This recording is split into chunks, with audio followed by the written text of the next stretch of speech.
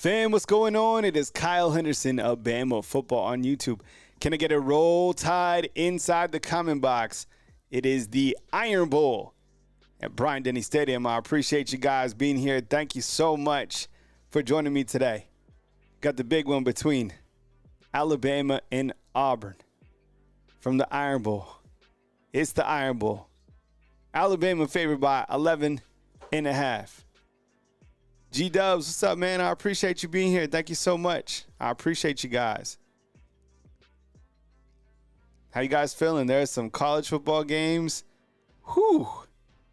Man, and you know what? I was thinking about the Michigan and Ohio State game. Did you guys see the fight after? And I heard the commentators. Alabama, by the way, has won the toss and has deferred. So Auburn will get the football first. All right, the game is just about to start. It's about 50 degrees here in Tuscaloosa, Alabama. Let's see what the weather. Yeah, 53 degrees. Beautiful day for football. Man, Ohio State and Michigan. Did you see the fight after? Man, they had some opportunities to win that game. Michigan played well. We've said this before. Ryan Day does not win big football games. He doesn't. And once again, it's Michigan who's able to win that game. Another game that took place today. You had Clemson. South Carolina defeated Clemson. So, look, that was a game that needed to happen. We needed that to happen in terms of Alabama with that playoff door that is cracked just a little bit. I don't necessarily think the Michigan one beating Ohio State impacts Alabama too much. Because I think, Oregon was going to make it. Ohio State's going to make it. Indiana and Penn State. So Tennessee won. They beat Vanderbilt. You probably, needed Vanderbilt to beat Tennessee. That's one where, think about this. If you had Vanderbilt beat Tennessee and you had South Carolina beat Clemson, I think you win this game for sure and you're in. Look. Doesn't matter. Those games have been thrilling. I would imagine that this one is going to be close. We got T up in the house today. T, what's up? Hello, everyone. All right, T coming in nice and clean. What does the poll say? And Alabama's about to kick off here at Bryant-Denny Stadium in their 53-degree weather. What does the poll say? It looks like 71% think that this will be a close game. All right, Tanner Calty to kick off, and away we go in the Iron Bowl. Auburn will field the football, and away we go. Here comes Peyton Thorne, Auburn's quarterback. It's a 2-yard gain. I appreciate you guys being here. Score is 0-0. We got 94 on. If you guys could hit the thumbs up. What this is, if you're here, this is a watch-along. We talk about the game with you as the action happens. Appreciate it. Thanks for being here. Auburn comes out. Let's see with this defense what they can do. Because remember, Justin Jefferson is the inside linebacker who replaced Deontay Lawson. Back to pass. Peyton Thorne. No pass rush. And he's going to be able to get, 5 yards. Limited pass rush. And away we go. Give me 1 second. Be right back. I want to move this for a better optimal viewing for myself. It's going to be 2nd and 5 for Auburn. Here we go. This is a big one. Auburn, 2nd and 5. It's a handoff up the middle. He's going to be stuffed by an angry mob of Alabama defensive linemen. Tim Keenan in on the stop along with Justin Jefferson. It's going to be 3rd and 4. 3rd and 4 for Auburn. Little up-tempo offense. He has 3 wide receivers.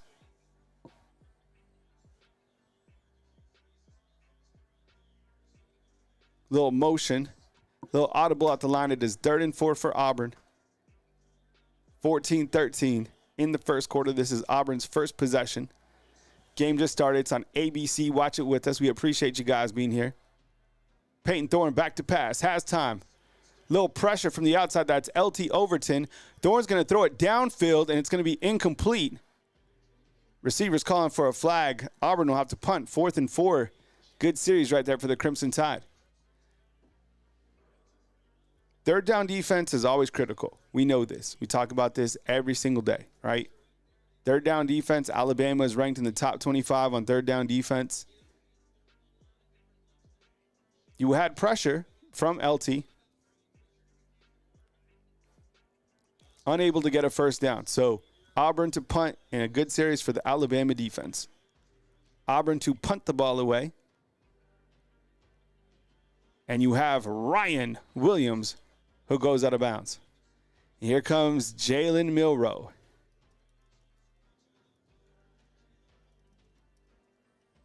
Let's see what Milroe does. All right, over under 4 total touchdowns for Jalen Milroe.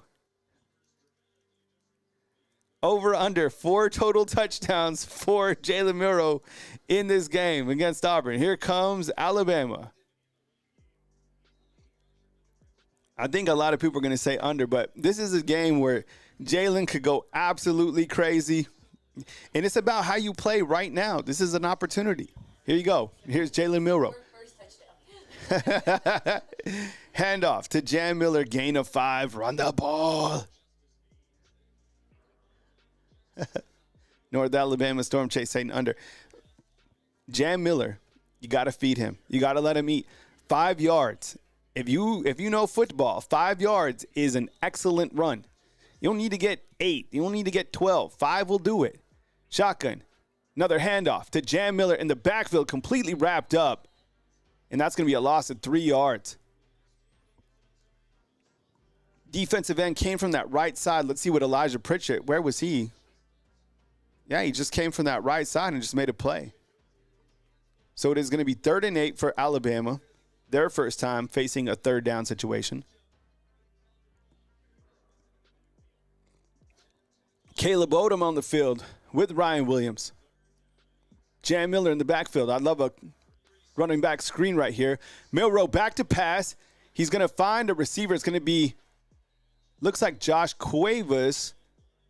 I would imagine he got the first down. Yeah, looks like he got the first down. Okay. Looks like Josh Cuevas is starting in at tight end. After CJ Dupree had a little bit of the drops last week. Here comes Jam Miller. Another gain of 2 yards.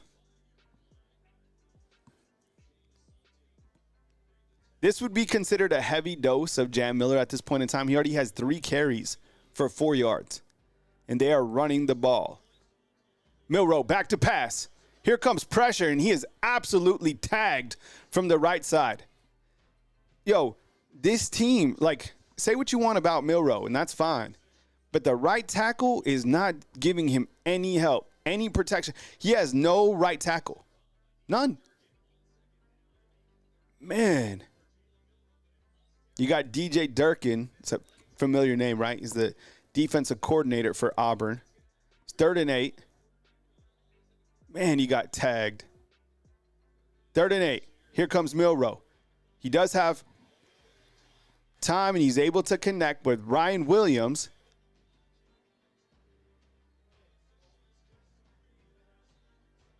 It's a fumble. Ryan Williams was stripped, and Auburn gets the football. Let's see what happens. So he's going to be stripped. What?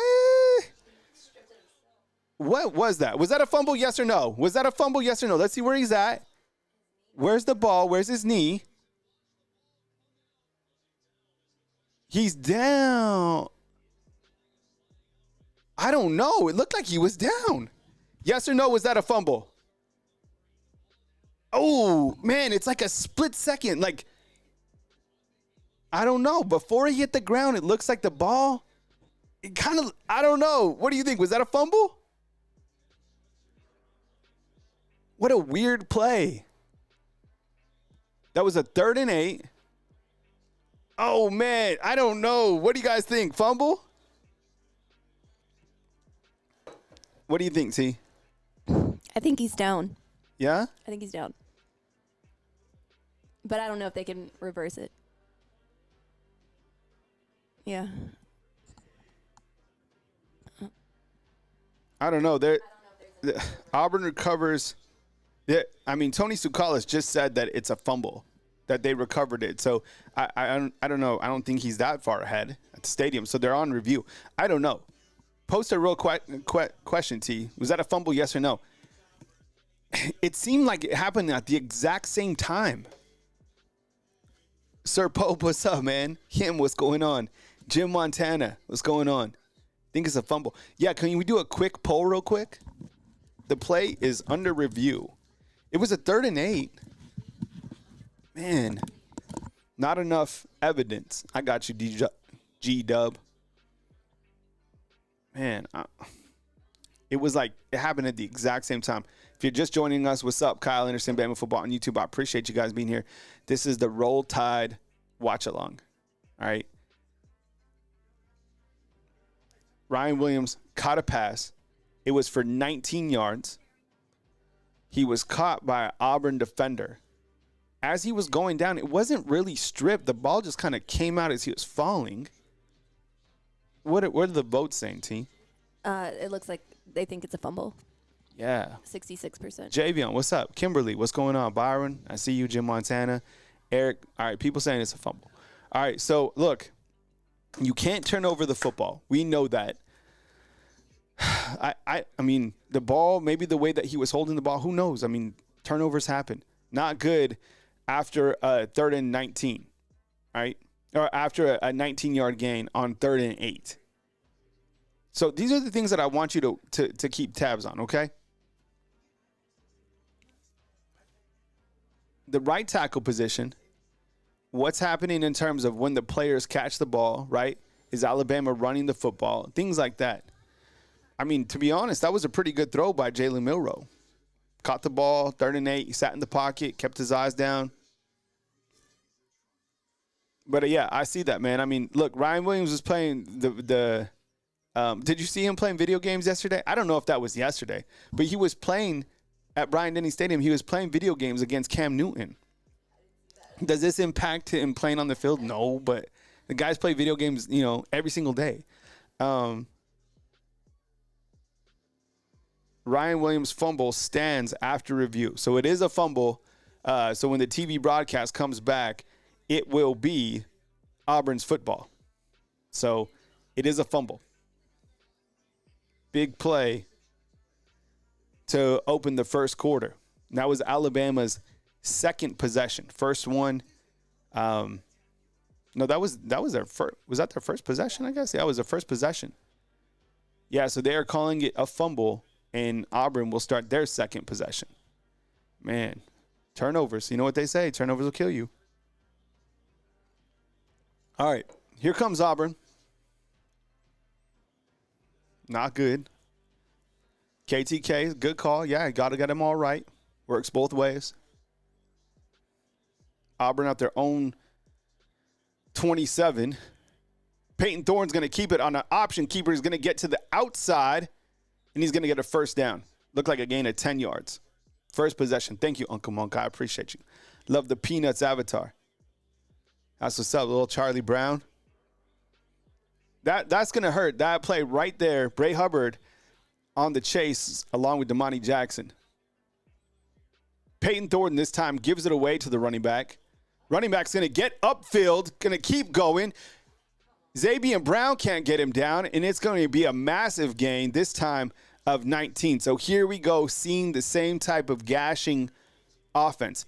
10 yards, 19. Auburn has had 2 carries for 29 yards. Think about that.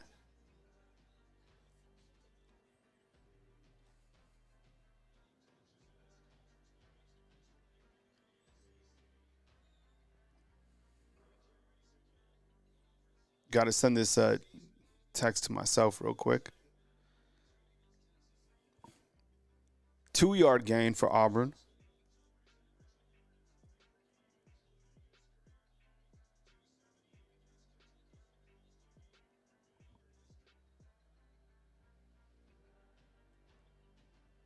It is 2nd and 8.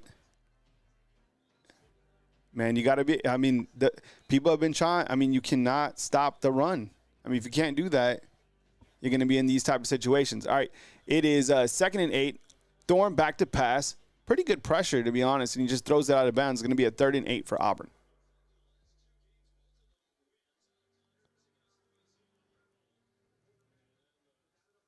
All right. 3rd and 8 for the Auburn Tigers.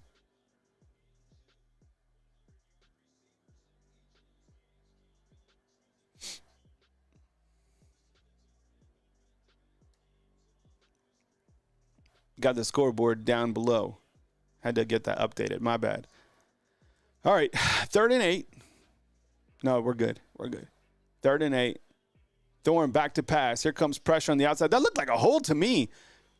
Thorne connects with the receiver across the middle of the field. It's going to be a gain of 20 yards. So Auburn on this drive, second drive, right? You have a run of 10. You have a run of 19.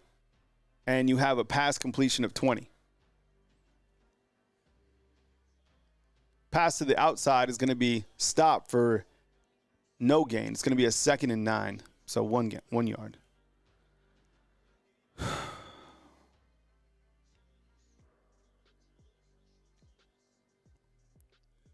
Type D for defense. Man, you got to get a stop here. And you know what? I mean, this is the first time this year that Justin Jefferson is calling the defense. He's got the green dot, so he's calling it in from Kane Womack. 2nd and 9. Thorne is going to be wrapped up by Quay Rusak. Really great play, and it's going to be 3rd down and 9. Went for the option. Alabama played it extremely well. Man, Quay Rusak, only redshirt freshman. Good stop right there. It's 3rd and 9. Craig, I see you inside the comment box. Got to get a stop here. What's that, T? I'm laughing at the Roman Circus's comment. D for new coordinator. All right, 3rd and 9. Here we go. Let's get a stop here. Thorne back to pass. Here comes Alabama's pressure. It's going to be incomplete. Big hit right there by Malachi Moore, which jarred the ball out. Great play. Type D for defense inside the comment box. It's going to be a 4th and 9. You would imagine that Auburn comes out here and tries for 3. How do you play your red zone defense? Man. Here comes Auburn on 4th and 9. What a great play by Malachi Moore. Man, that was critical. All right, so Auburn is going to set up for a field goal.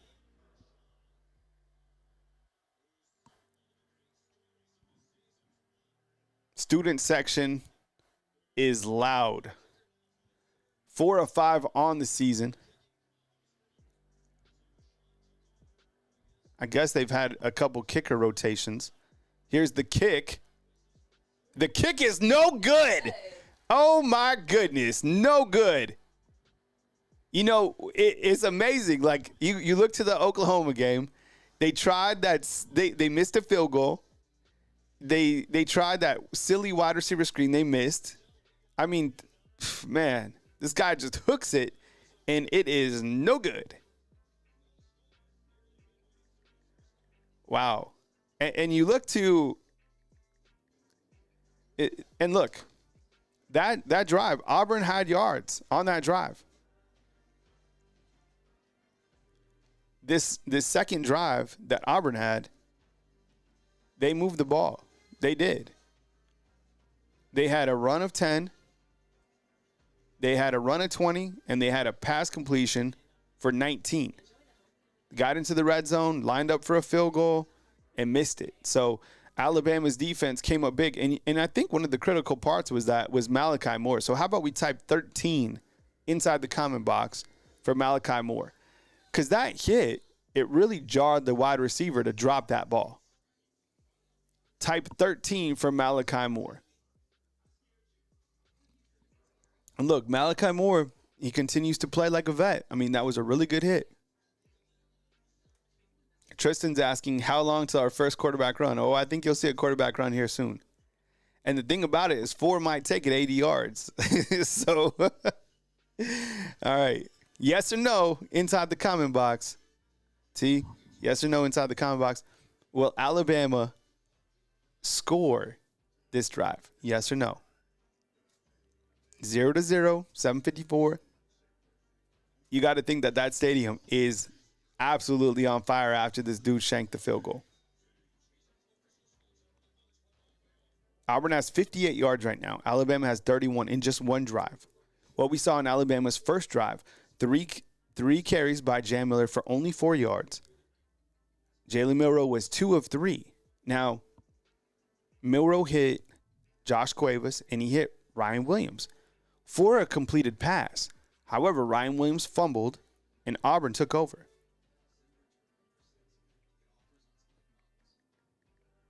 There's 7:54. You got to sustain a drive, right?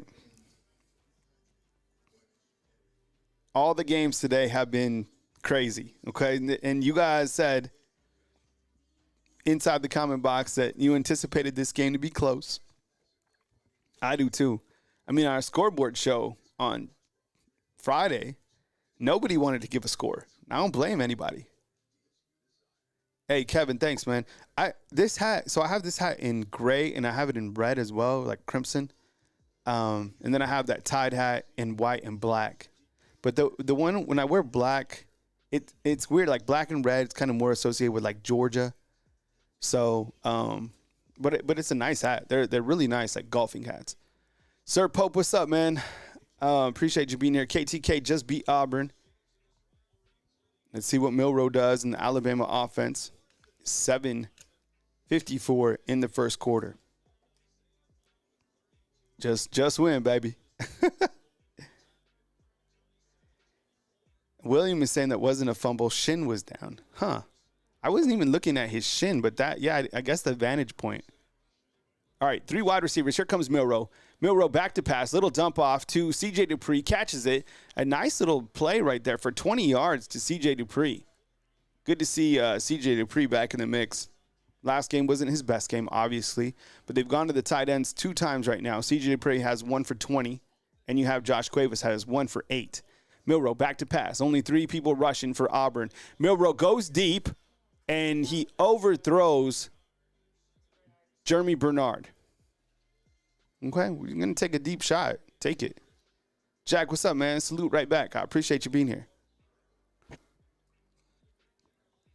Yo, and that's the thing. The identity of this offense is run Milroe and take some haymaker shots downfield. And they hit. They haven't hit as of late, but they will. All right, 2 wide receivers up top. Jeremy Bernard in motion. Looks like Auburn sending pressure. It's going to be a handoff, which goes nowhere. Jam Miller now has 4 carries for just 4 yards. Auburn's kicker completely botched that one. Hooked it to the left. Yeah, I mean, the downfield accuracy certainly hasn't been there. But what's crazy is he just might hit on it. So who knows? 3rd and 10. I would imagine they throw deep here. Does pressure come? Here comes pressure from Auburn. Here comes Jalen Milroe. Jalen Milroe fumbles the football, and it's going to be recovered by Parker Brailsford. There's a penalty on the field.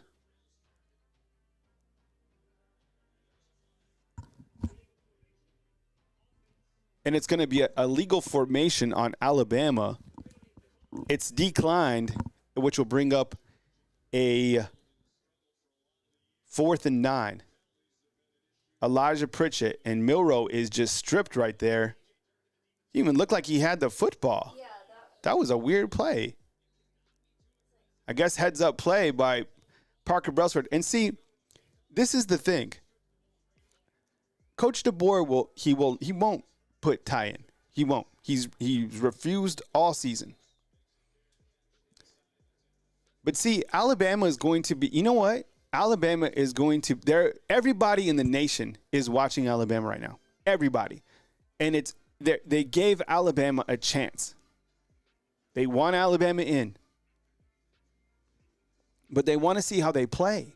And when you look to 2 fumbles on your first opening drive, is that tournament level football? So here you go, punting. 2 fumbles on 2 drives.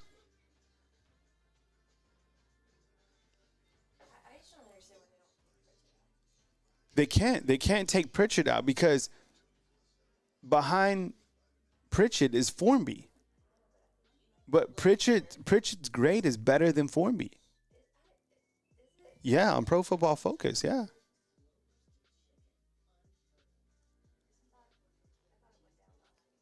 And so you look to that drive with Milroe, right? What did Milroe do? He overthrew a wide receiver.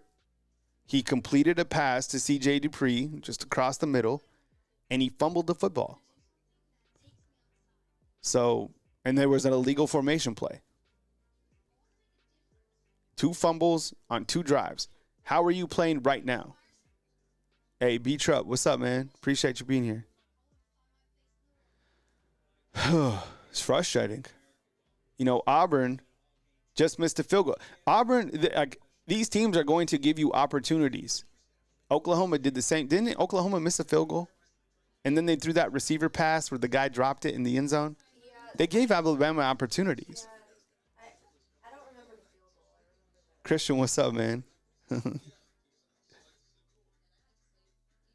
Zach's like, as a Vol fan, bring Milroe back. Kyle, the reason we play more pressure on the right side is because you put your worst offensive line starter because our QB is supposed to keep peripheral open. Yeah, really good point, G-Dub. Paul, what's up, man? Man, you got to think Milroe right now, it's tough for him. I mean, he's not feeling it. But they won't go with a different quarterback. And that's, sorry, I had to tie my shoe. I can't just chill here even with my shoes tied. Untied. Like if one unties, I can't. I'm too A-type. It sucks. I wish I wasn't so A-type. It sucks being A-type. For those of you A-types out there, what do you do? T, are you A-type? On certain days, on certain things. I mean, your master projects are A-type. Yes. So I don't know. Here we stand. This will be Auburn's 3rd possession. Their first possession, they punted. Their second possession, they moved the football. They got into the red zone, and their field goal kicker came out and just hooked it. It was worse than the guys on College Game Day. Those kids, although that kid hit it today, I think he hit the field goal. I love College Game Day now. Did you see Coach Saban on game day? He was throwing up the hook 'em sign. He did like the legit hook. It's all right. Here comes Auburn, pinned way back after a punt by Burnup. Thorne to pass. Great coverage by Damani Jackson. Do we think Damani Jackson? There's no way he comes back, right? T, will you ask that inside the comment box? Yes or no? Does Damani Jackson come back? I don't think there's any chance he comes back. He's low-key played well this year. I don't know why we don't really talk about him that much. Maybe I don't know, but he's great. Imagine this defense without Damani Jackson. That'll scare the crap out of you. All right, 2nd and 10 for Auburn. Thorne to the outside. Short little pass. Goes for like 2 yards. It's 3rd and 8.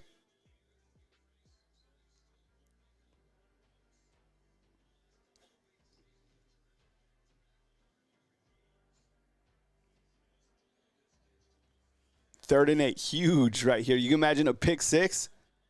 That'll turn our frowns upside down. 3rd and 8. 6:02.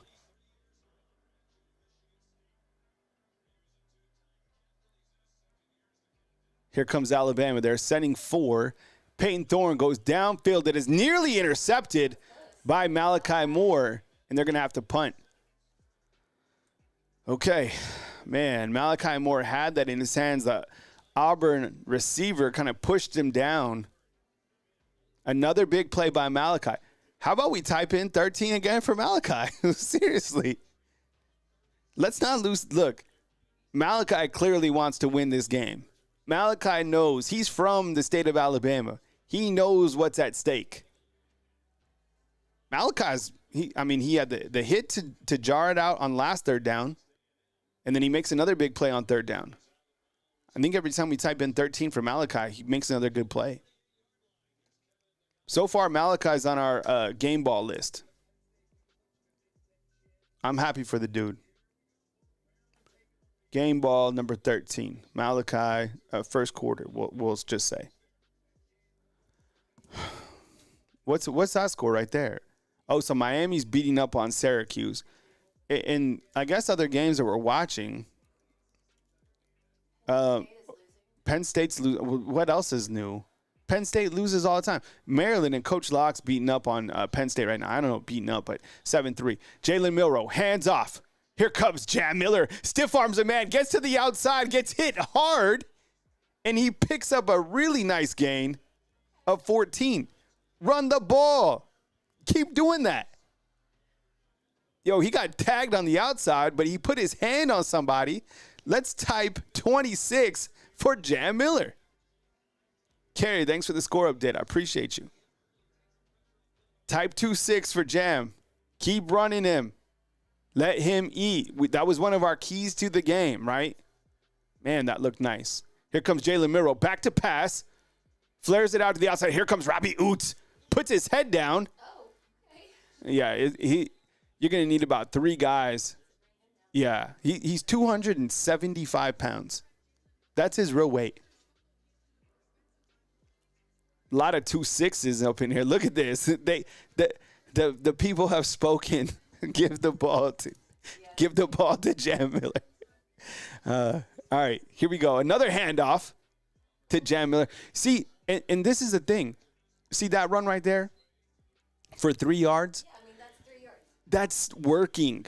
And what that does is that wears down the defense. So do that again.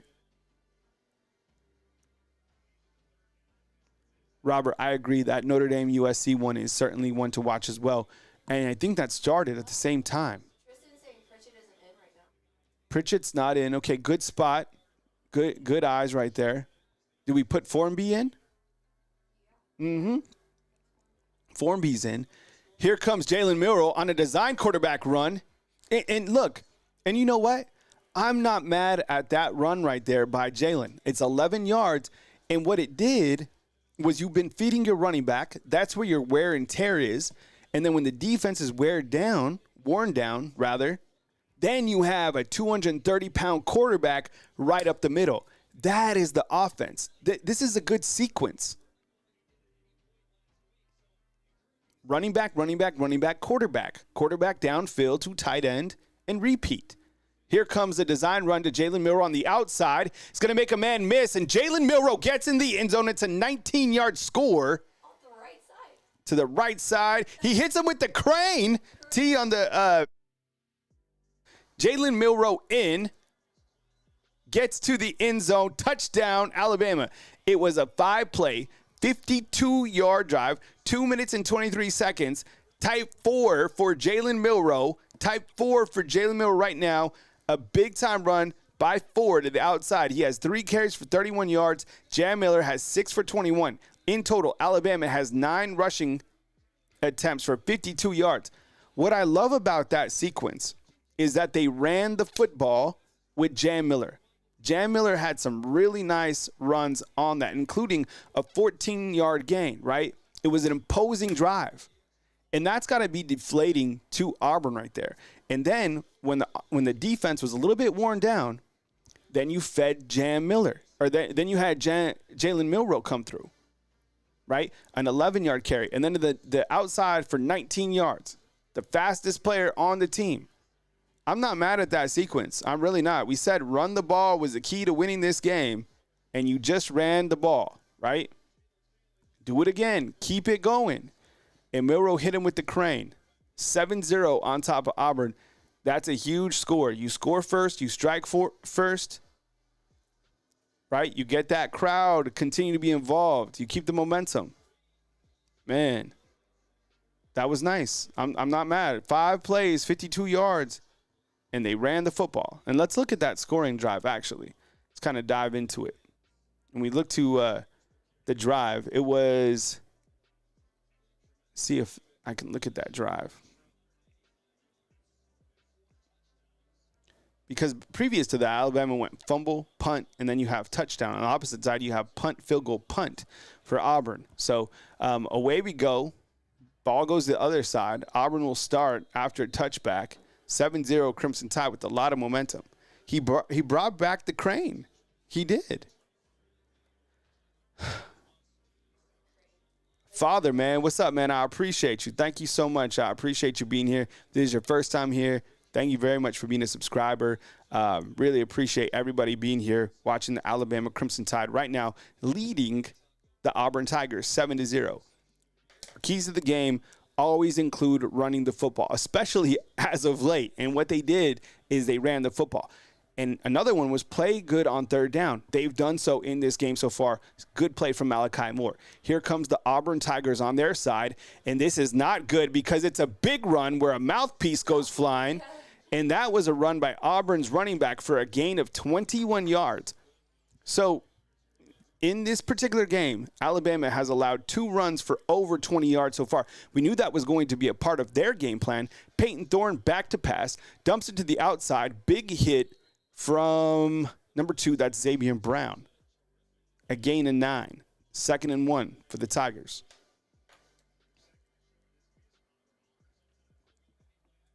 I haven't even looked at other scores. When we take a TV, we'll go to the scoreboard from around the country.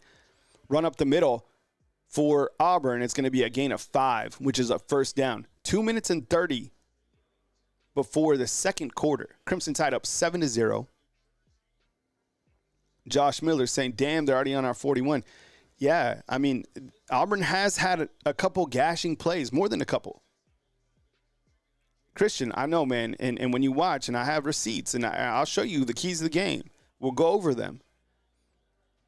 And it's not like I'm some football wizard I'm just a guy on YouTube, but I think we all know those are the keys to success for this particular team.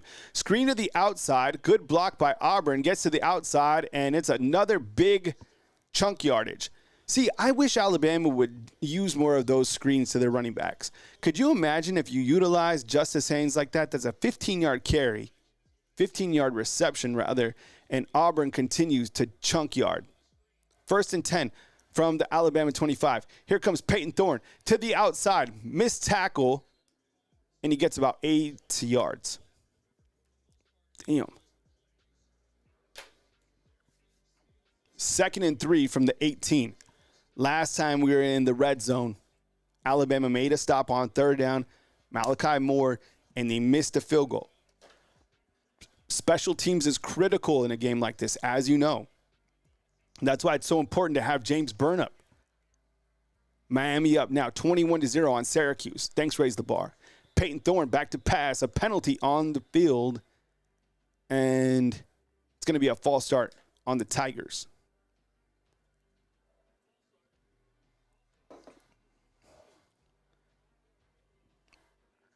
That is going to be 2nd and 8 now. Yeah, you know what? Look, Auburn is moving the football. They are. They have 117 yards in the first quarter.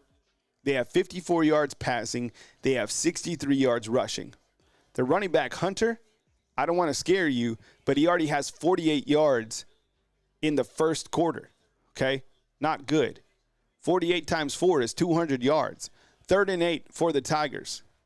Sorry, 2nd and 8 for the Tigers. Peyton Thorne back to pass. Dumps it to the outside. Receiver drops it. And again, here you see execution inside the red zone. You send out this kicker again. You know it's in his head. Kickers are head cases. 3rd and 8. Here comes that 3rd down defense for Alabama. Type D for defense inside the comment box. 129 on. I appreciate you guys being here. Thank you so much. As the Roll Tide watch along, Alabama up 7-0 on the Auburn Tigers.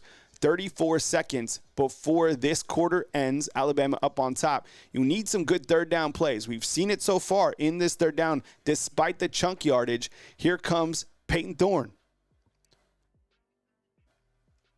Back to pass. Dumps it to the outside. Two defenders miss, and it's going to be a 4th and 2. We're really confused by those little spinny moves. Yeah. I mean, the guy hit 2 spins. That's circle twice. Third down turns into 4th down. 4th and 4. I would imagine that Hugh Freeze is going to go for it. And the Roman Circus is in with the super. Thanks, bro. I'll read it out in just a second. And we are going to the second quarter. All right, T, we read out the super by Roman. Appreciate you, bro. He's saying y'all ain't mentioning how number 16 was the one in midair as Milrose smoked him around the corner. P.S. The autocorrect is horrible on here. Oh, that's what's up, man. Thanks. Yeah. We'll watch it on the rewatch. Talking about Jalen Milroe's touchdown run of 19 yards, which put Alabama up 7-0. If you're catching goats, this is a TV timeout. Auburn has 4th and 4 from the Alabama 23. I would imagine that Hugh Freeze goes for it, considering the last time they were in the red zone, their field goal kicker missed it. Roman Circus, I appreciate the super chat. Roman Circus, man, have you seen the wow. Justin from Pete Damel. Central Florida head coach Gus Malzahn is resigning to become the new offensive coordinator of Florida State. Shut up. So Gus Malzahn is going to coach for Florida State. This is just in by Pete Thamel. The interesting thing about this is that you know who Alabama plays first next year. They play Florida State. So Florida State gets Gus Malzahn, another Auburn coach in the news, and he will be the OC at Florida State for Mike Norvell. Interesting. All right, other scores. Let's look at some other scores from around college football. It is 7-0 as we enter second quarter right here. Penn State has taken the lead on Maryland by a score of 10-7. Actually, I think we can just go to the big board real quick and we'll showcase ESPN scoreboard.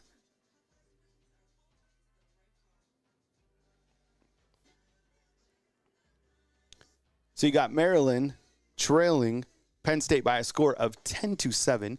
Notre Dame and USC, a game that all of our eyes are fixated on, clearly because of implications. We're not going to say the word right now, right? Lions Prize, what's up, man? I see you inside the comment box. Miami is up on Syracuse right now by a score of 21-7. Cam Ward, 9-12, 153 yards. SMU is absolutely on fire. These guys do not want to miss the tournament. You know what? Miami wins the ACC. Miami wins the ACC, or today. SMU wins. Who plays in the ACC championship? Miami and SMU. Okay? SMU right now is 7-0 in ACC play. They would be 8-0 if they're able to hang on to this win, hang on to this lead over Cal. That will be an interesting game. Another game where you got to think like the ACC number 2 is going to go against the SEC number 4, probably the winner of this game, right? Well, if Alabama's able to hang on. Arizona State, right now, the leader of the Big 12 on top of Arizona by a score at 21-0, in a game that is taking place in the snow. Have you guys seen this? The snow out here? Arkansas and Missouri tied at 7. Purdue and Indiana, another game that we are watching on the back end at 6 p.m. And I think if Penn State wins, it will be Penn State versus Oregon in the big championship. But again, that game is close right now. Washington and Oregon this evening as well, and then Texas and Texas A&M with SEC championship implications on the line. That game kicks off at 6:30 tonight, and then Kansas State and Iowa State, another game that has Big 12 implications taking place later tonight. And we'll recap these scores, as we move forward. But I appreciate you guys being here. Kyle Anderson, Bama Football on YouTube. It is 4th and 4 right now for the Auburn Tigers. They are going for it. And to start the second quarter, the Auburn Tigers are going for it. Missouri and Arkansas in the snow, man, it's crazy. They were like using tractors to clean off the field. Same thing with Buffalo and the 49ers tomorrow night. Peyton Thorne, back to pass. He's scrambling. Here comes pressure. I would imagine it's a hold. There's a penalty on the field. You got to think there's a holding call. And Hugh Freeze is holding. Yep, got to decline it. And here comes Alabama again. The defense, and you got a list. Look, along with the play of 13, red zone defense. So can you type red zone defense inside the comment box? Red zone defense. Red zone D has been paramount, right? You get them to miss a field goal. You come up with the holding. You get, the turnover on downs. This is huge. KTK saying Jimbo to West Virginia. I don't know. The coaching carousel is going to be wild as it always is. Peyton Thorne, 7-14 so far. Here comes Alabama. Another healthy dose to Justice Haynes, who gets bottled up in the backfield. First time we've seen Justice Haynes. He was, Coach, Justice Haynes been in the weight room. Yeah. Holy cow. Man. Justice Haynes got some pipes on him. They asked Coach DeBoer this week about Justice Haynes if he was 100% healthy. He said everybody's kind of dealing with something at this point in time, but good to see him out there. That's his second carry. He has 6 yards. 2nd and 4 for Alabama. Another little handoff to Justice Haynes, and he goes absolutely nowhere. 3rd and 5.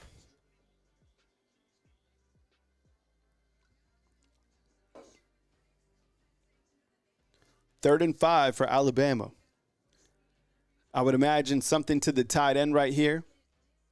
You know what? I would love a screen pass to Justice Haynes. It works for me on the silly little video game. All right, here we go. No, they're so yeah. All right, here we go. Here comes pressure. Jalen Milroe back to pass. Yes. Finds it. Jeremy Bernard with a really nice pass. There's a penalty. I don't know what the penalty was. That was a nice throw.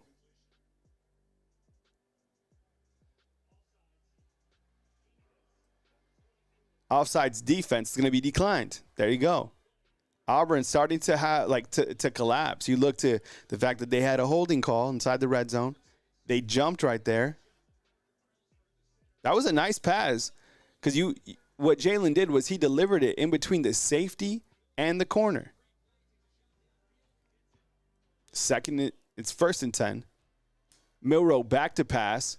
Here comes pressure. He takes a deep shot downfield for Ryan Williams, who can't come up with it. It would have been a sure touchdown.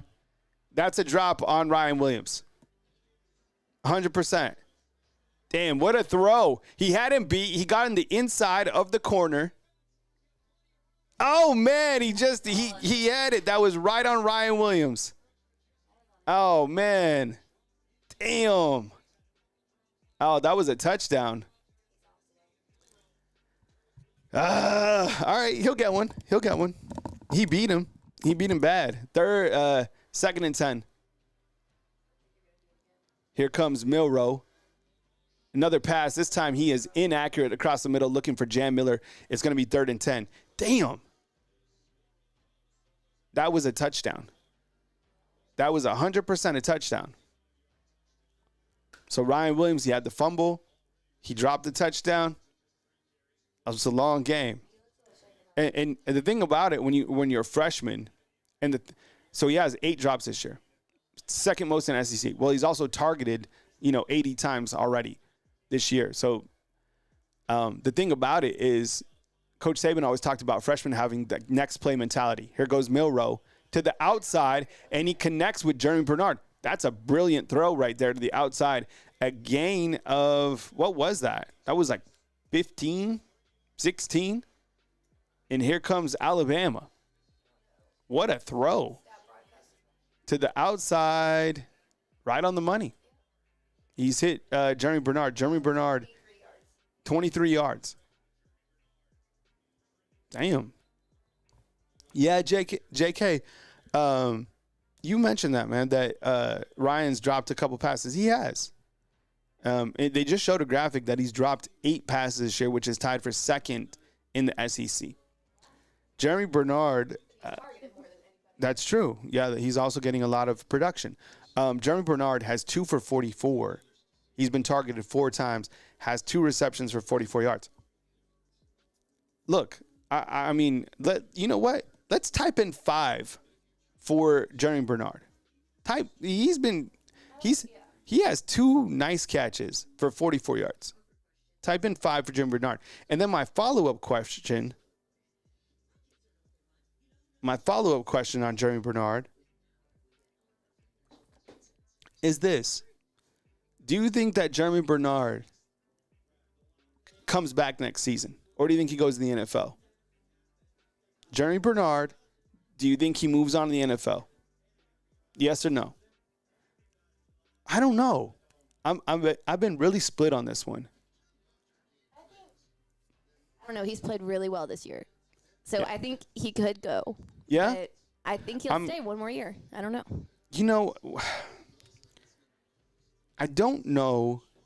I've never really seen, I don't know what his top end speed is. I think he runs pretty good routes. A lot of people say no. Yeah, he doesn't seem like a top, first or second round guy. Roman Circus is saying yes, but I don't know. That's a tough question for me. The way I asked it is, do you think he'll come back next year? Not, do you think he'll so everybody is saying that he's going to leave. Mm-hmm. Oh, wow. I don't know. Usually I have a pretty good feel. There's no chance Jalen does. Jeremy, I don't know. Jam Miller's 100% coming back. Dupree has to leave because he's a senior. Cuevas, he'll be a guy next year. Robbie Oots is graduating. But I don't know about Jeremy. Yeah, William, he's a junior, so he can leave.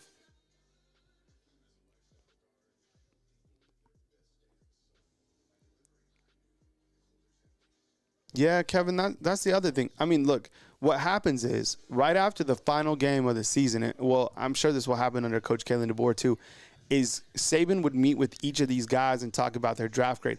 I would imagine they already have some indication of their draft grade overall. So, we'll see what happens. Man, that's wild with Gus Malzahn going to Florida State.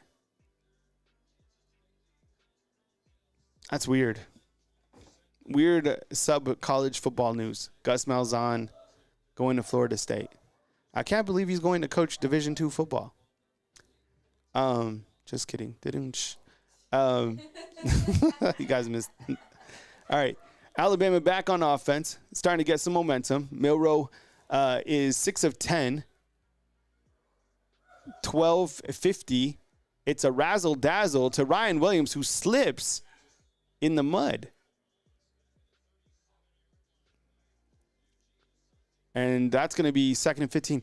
See, I don't understand a gadget play like that. And I know it's easy to criticize when the play doesn't go right, but what's wrong with just a traditional run or a handoff to Miller? I mean, I don't understand that. All right. 2nd and now 15. Jalen Milroe, designed run right up the middle, and he gets hit hard. So now it's a 3rd and 13. I would imagine Ryan Williams or Jeremy Bernard. Miles in with the ESPN that says Alabama with a 20% chance to make the playoffs. Yeah, they had that on the screen. If they win? 20%. I think it's 100% because of TV ratings. Yeah, they don't want. Nobody wants to watch. I'm sorry, but if it becomes down to SMU or Alabama, the only way it'd be interesting, Miami.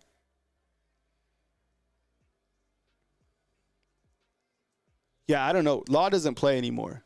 Kendrick Law does not play. Here comes Jalen Milroe back to pass, fires a pass. It's gonna be intercepted.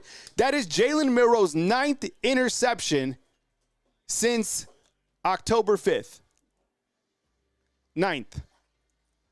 He has not thrown a touchdown since October 5th.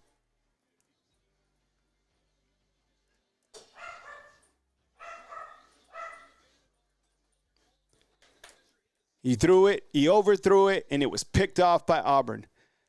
And you kind of look to that series of plays. Nick Sheridan, what the hell are you doing? Running a reverse or whatever that was to Ryan Williams. Second play was a Ryan Williams, was a Jalen Milroe run. And the third is a deep pass out of desperation that is now intercepted. So Auburn doesn't have the best field position. Let's see what happens. Here comes the Tigers. It's a short run up the middle. That was completely, that was a terrible series on Nick Sheridan, on Milroe. Like, I don't get it. Man, even just run the ball on the outside with your design run with Jalen Milroe.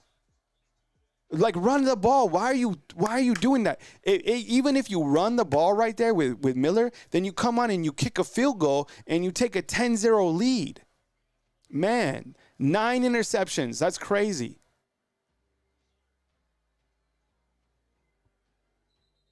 But you know they're winning this game. But it's like, think about this, okay?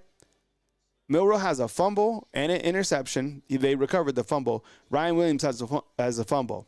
They have 2 turnovers, and we still got a lot to play in the second quarter. So it comes down to like, how are you playing like a playoff team? Man, that does not make sense.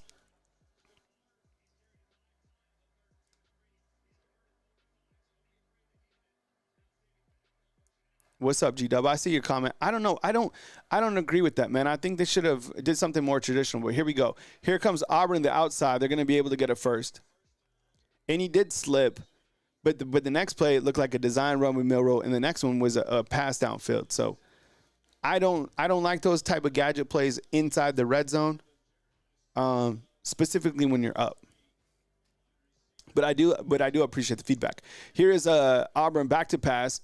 Peyton Thorne, he completes it. It's going to be a gain of about 18 yards. So here comes Auburn. 9:30 before halftime. What's up, you know me? Larry Jackson, what's going on, man? Larry Jackson's like, I'm out of here. We'll be here, bro. Yanni, what's going on, man? And by the way, the university asked me not to stream the press conference anymore. So they sent me that on Monday. So I have to wait till they send it to upload. But, yeah. Another big completion by Auburn for 31 yards. Personal foul. And it's going to be a personal foul on Malachi Moore. What's up, HM? How you doing, man? Good to see you, bro. Just a little work. Come give me a fist bump. I appreciate you being here. Yeah, you can close that door. That's fine. Personal foul on Alabama, which moves the chains. So that was a 31-yard completion. And then you tack on 14 yards for that personal foul. Auburn is now at the 14. All right?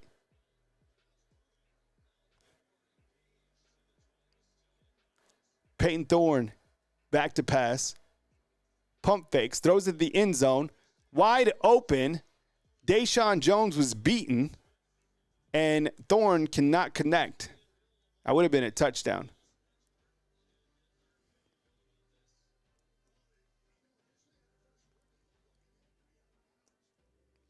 No, I'll upload it after, but they asked me not to stream it, so I don't know. I guess, I'm responsible for a lot of this. A one-man operation. But here we go. 8:42 to play before halftime. 2nd and 10 at the Alabama 14. False start on Auburn. Man, this team is terrible inside the red zone.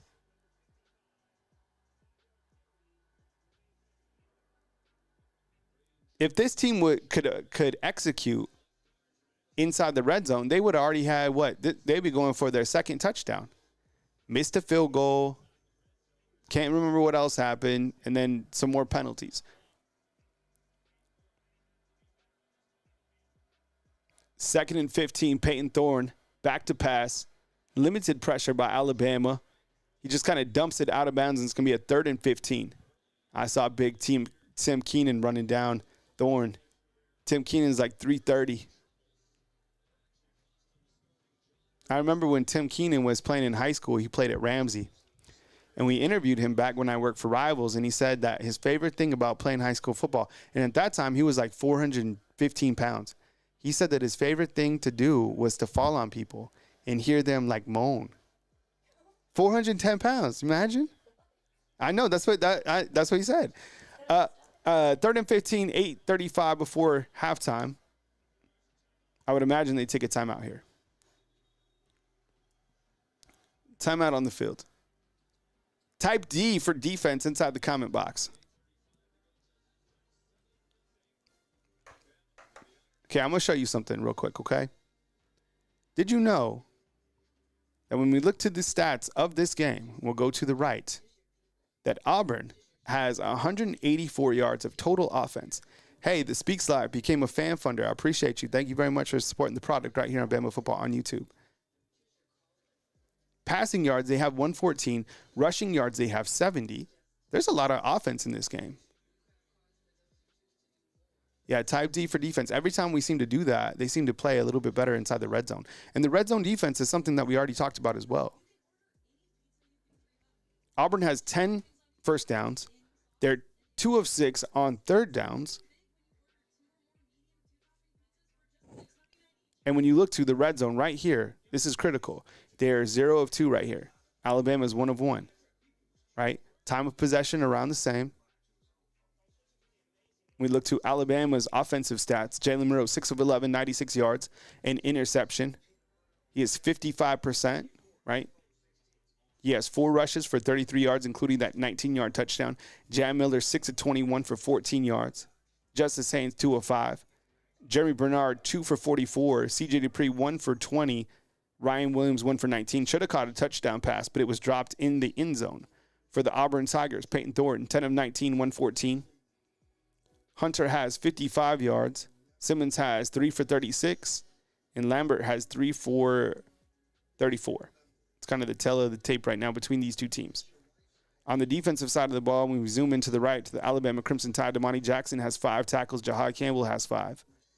But we outline the play of Malachi Moore, right, and the way that he's been able to play. So I appreciate you guys being here. This is the Roll Tide Watch Along right here on Bama Football on YouTube. If Auburn could execute more effectively, they'd probably be going for the lead right now. But this team shoots themselves in the foot. They had a holding call last time they were in the red zone. They missed a field goal in the red zone. They just had a false start in the red zone, which puts them at 3rd and 15. They just took a timeout. We are on a TV break. I appreciate you guys being here. But you know what? Auburn's offense can move the football. They haven't really had a hard time getting down the field. It's like when it gets tighter margins, they just can't put it in the end zone. Peyton Thorne overthrew that wide open receiver. See what I'm saying?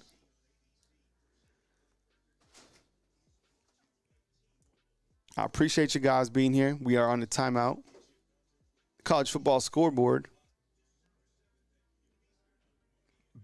B. Miller, man, what's up with the super chat? I appreciate you, man. Thank you so much. I really appreciate that, man. 17-10, Penn State leads Coach Locks in Maryland. Notre Dame, USC tied 7-7, and Miami 21-14 with Syracuse. That game, I would imagine, gets into the 80s. Just kidding. And SMU beating Cal by a score of 21-0. Hey, Ben Miller, thank you very much for the super chat. We're back in action right here. Peyton Thorne facing a 3rd and 15 for the Auburn Tigers. Let's see what happens. He's got 3 wide receivers to the bottom of your screen, a wide receiver up at the top, a running back in the backfield.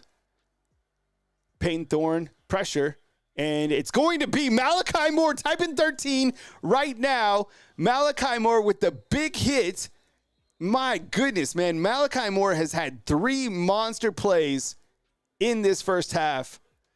Man, that was clean. Malachi Moore is absolute your game breaker. Man, what a hit. T, could you get that on Facebook? Man, oh my goodness. Man, Malachi Moore is. See, the thing, this is why. Let me talk to you real quick about something. Here comes this guy to miss another field goal. Field goal is going to be 37 yards. Okay? I'm going to tell you something. Listen. Malachi Moore is an in-state guy. Okay?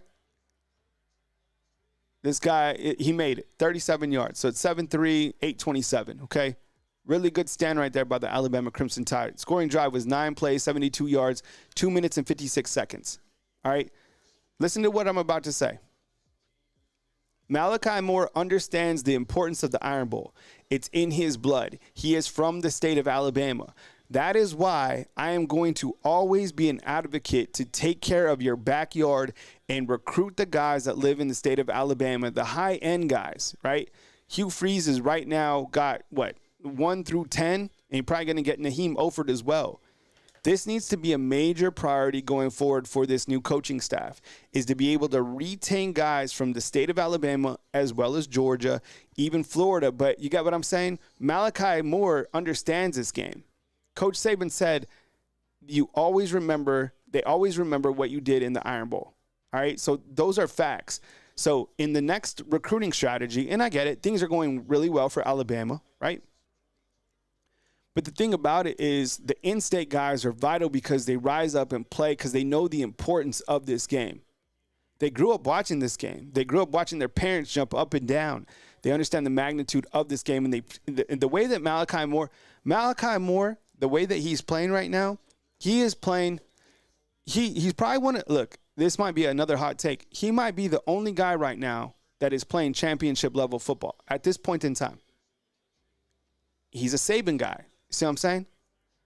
Tyler Lee, thanks for the heads up, man. He says, K-Law returning the kicks. Thank you so much. But other than that, we haven't really seen K-Law. But here he comes right here. One of the most dangerous players in college football, and he is taken down. Scooby, what's up, man? Scooby Bender with a great take. Moore will be very similar to Brian Branch when he gets in the NFL. I 1,000,000% agree with you, Scooby. 1,000,000%, because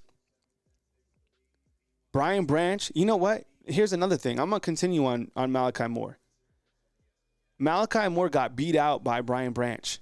And guess what he did? He didn't complain. He didn't cry. He didn't go into the transfer portal. He sat out a year, basically, came back, and here he is. Brian Branch is a baller for the Lions, and so is Malachi Moore.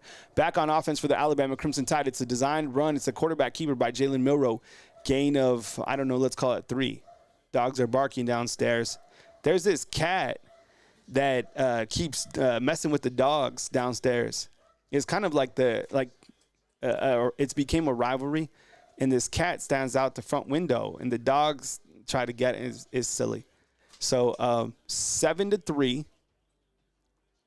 7:51 before the halftime break. Alabama with the football at their own 28. Here comes Jalen Milroe. Here comes pressure. He's able to evade pressure. He gets past a couple guys and picks up a long run. Let's call it, I don't know. That was more than 10. You got to be able to take down a grown. Can you imagine trying to take down him? 230 pounds?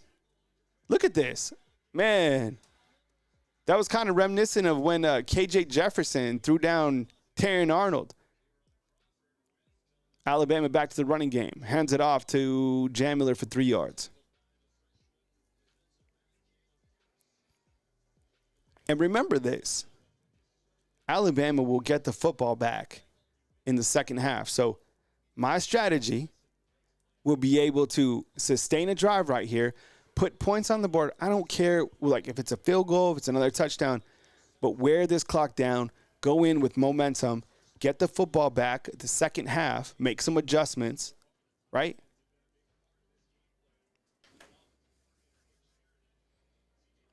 Auburn has 184. The game is really even on paper statistically.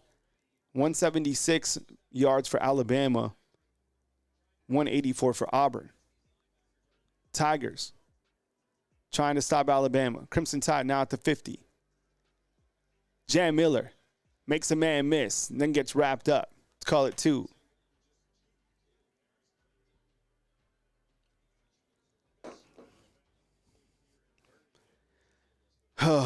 That Speaks Live. What's up, man? I appreciate you being here, man. Thank you so much for being a fan funder as well.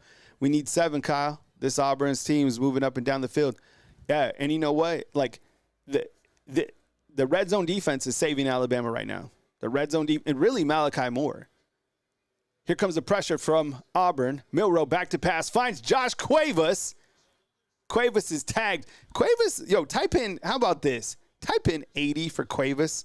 That's his number. Let's put some respect on it. Josh Cuevas in this game has 2 receptions for 28 yards. T, can you get that? Type 80 for Cuevas. Cuevas is solid. I'm going to tell you something, okay? This is a low-key scoop. Cuevas and I go to the same barber. Cuevas goes to Rivera's. So shout out to Rivera's here in Northport. Make your reservations because it's hard to get a haircut there. Yeah, and it's a little expensive, I'm not going to lie. There is, oh my goodness, did he catch that? Oh, no, I think he did. No, CJ Dupree we were almost typing 81 for the rest of the game if he would have made that catch. Let's see what happened here. He goes up. It's a one-handed snag. Damn, he almost did the splits. I mean, I don't know if you could say that Milrose had 2 touchdown passes dropped. But you could say it. He has, right? That one. Days is like, get Dupree out of here. Who's in it right tackle? It looks like Pritchett's back. Here comes Justice Haynes to the outside. Gets about 5 yards.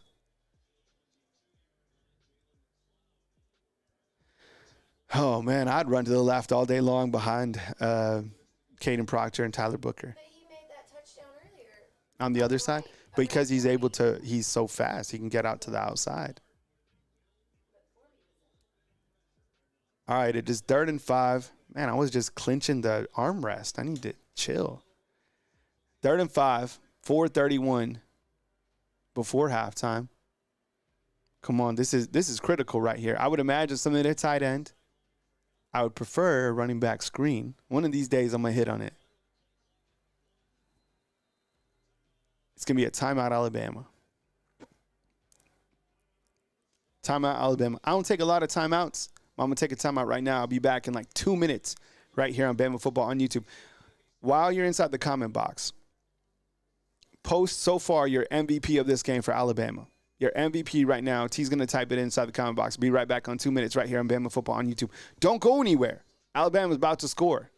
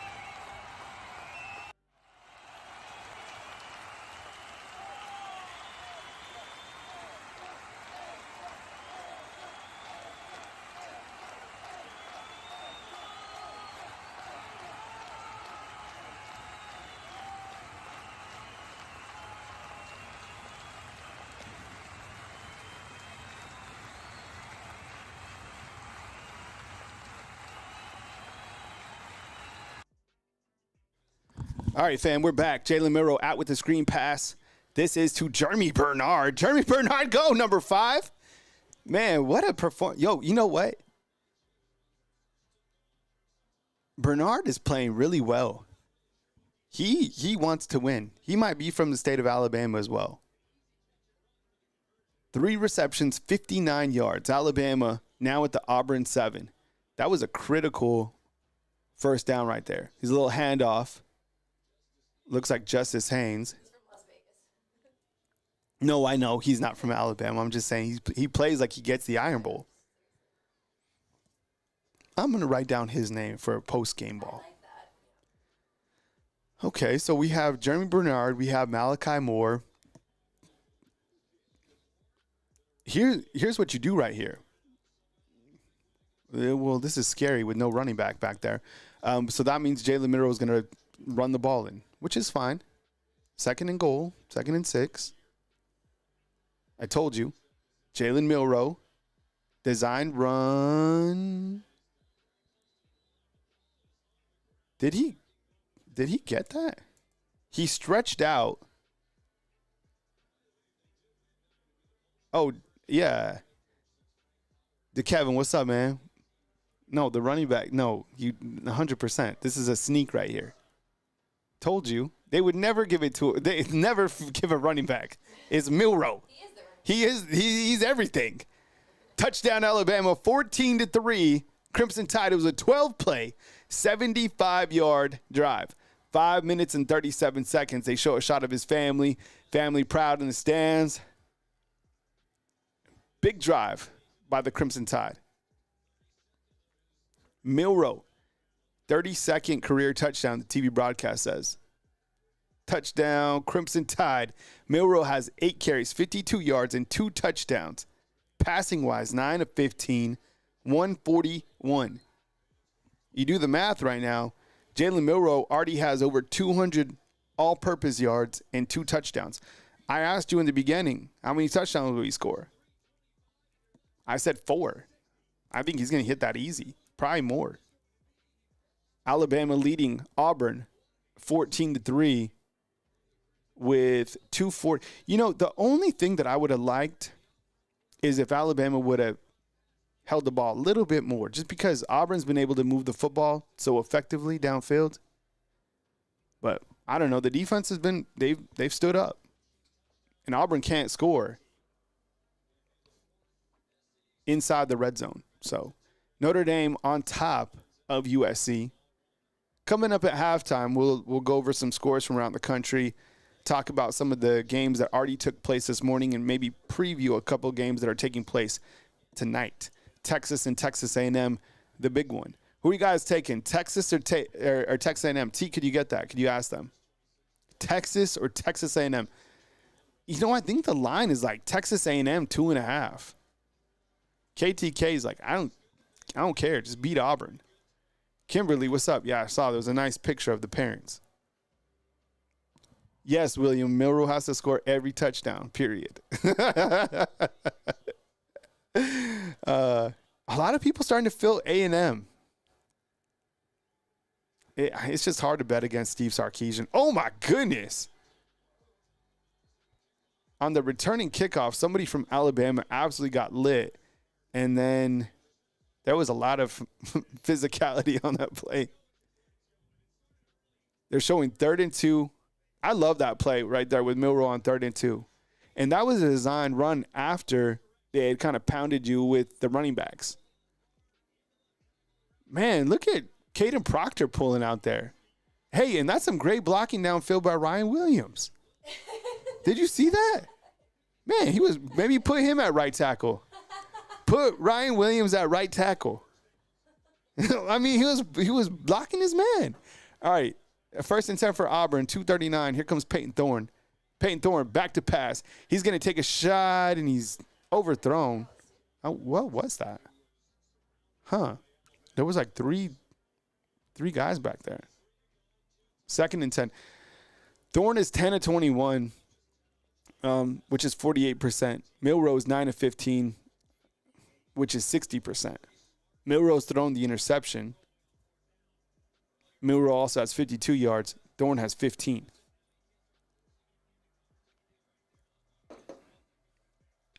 Penn State rolling right now, according to Raise the Bar, 31-7.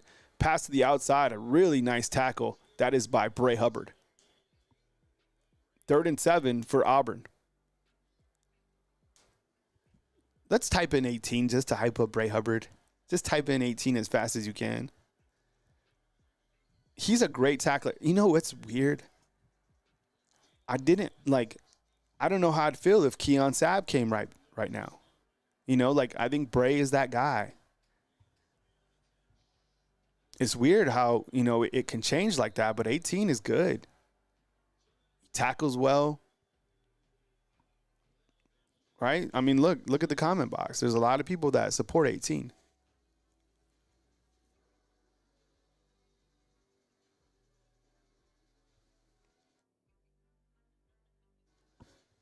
(14-3). 2 minutes before. This is the 2-minute warning. I actually like the 2-minute warning in college football. Notre Dame and USC tied 14-14. And I guess we're watching that game because Notre Dame does not belong to a conference. Right? So they're not an automatic into the tournament. Now, if they lose to USC, who's an unranked team at 6-5, I guess theoretically that opens the door for another team. Right now, when you're kind of looking at the Rat Poison playoff talk, SMU, Miami, Clemson, I think it's the teams from the ACC and how those teams are going to finish out. Now, right now, they're all winning or won. SMU 21-0 over Cal. And the committee loves how are you playing right now at this point in time. They don't care about the schedule of strength. Miami in the shootout right now with Syracuse, 21-14 in the game that we predicted. And then I guess, you know, you look to Clemson, who won earlier today. No, I'm sorry. Clemson was the team that lost. So I guess when you look to Clemson, that was a monumental loss because Clemson, think about this. Clemson lost, and they were ranked above Alabama, right? So there you go. I mean, is it that easy? But see, the problem is, no, I know, T, I know. But hear me out. What are they going to do with SMU? That's who it's going to be between. Where was SMU in these last Rat Poison rankings? College football playoff Rat Poison rankings. Where were they at?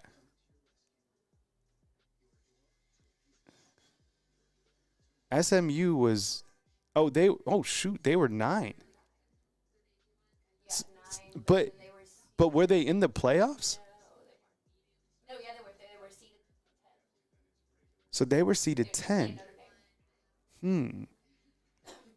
Yeah, so I mean, is this telling us right now that Alabama just wins this game and they're in? I think that you're right. They would rather see Alabama play. I know you guys don't want to hear it, and there's still a lot of games to be played. But what about Arizona State? Bama Lou is saying, Bama 7, Uncle Lou 1. If you would boost your audio, the show would be perfect. Is the audio low for you guys? Test. I just boosted it a little bit. I think the show would be better if I just had a mustache. If I just had a mustache and I was talking, a mustache and a mullet. T? Mustache, mullet, tank top? No, mustache, mullet, Budweiser tank?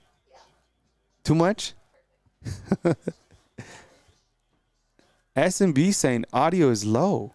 Huh. It's weird because I can see the levels. Weird.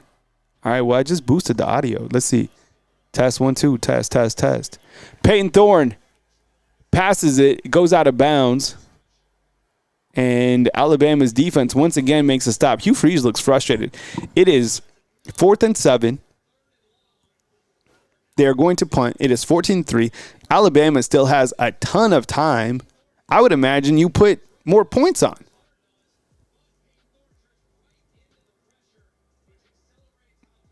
Wow. Let's run a poll on the audio.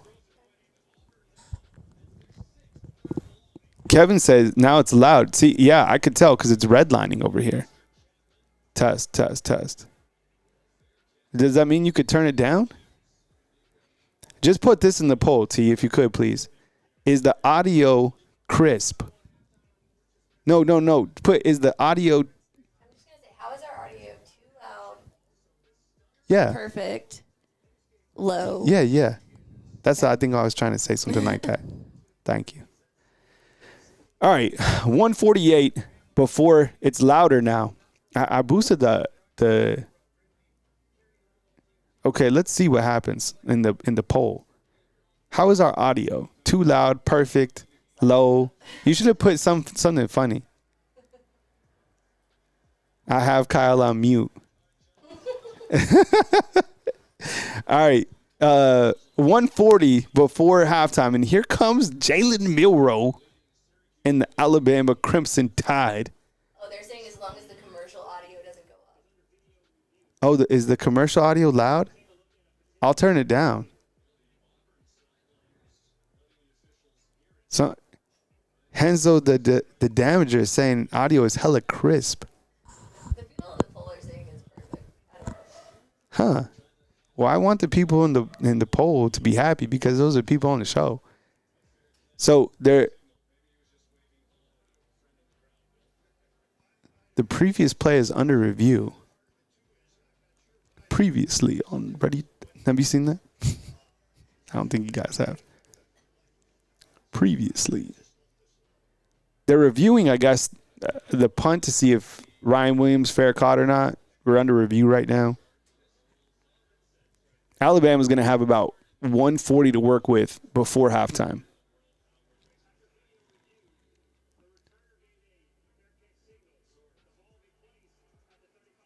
The ball will be placed at 35. So a lot going on with Ryan Williams so far in this first half. But you got to have that next play mentality. And that's something that Coach Saban would always talk about. He would talk about having that next play mentality when you were a freshman player specifically. So I wouldn't worry about like the drop or something like that. Easy things to spot out. It's like this guy will hit on a big play. All right, Jalen Milroe back to pass. Milroe is completely tagged, and he drops the ball. That is Jalen Milroe, his second turnover. He's fumbled twice. He's thrown an interception, and Auburn now will have the football back with 140. And that is on Caden Proctor and Jalen Milroe. Here you go. Milroe back to pass. The guy just comes and clubs the ball out. Here you go. Man. Oh, my goodness. He got smashed. That was on Caden Proctor. Yikes. Wow. But here you go. Can these guys put points on the board? That's what they're just saying. We're saying the same thing on the TV broadcast. Damn. So Auburn has the football with 1:40. How many timeouts do they have? They have 2 timeouts. Man in motion. Thorne back to pass. They've been doing this all day long, but Alabama's defense has been everywhere. Good stop by a freshman, also wearing number 2. That is Xavier Brown. 2nd and 12 for Auburn. Offense usually works better when you go north and south rather than east and west. 1:35 before the halftime break. Shotgun. Thorne back to pass. Steps up. He's got a lot of running room. Goes out of bounds, and there is a flag on the play. Man, Auburn, this team.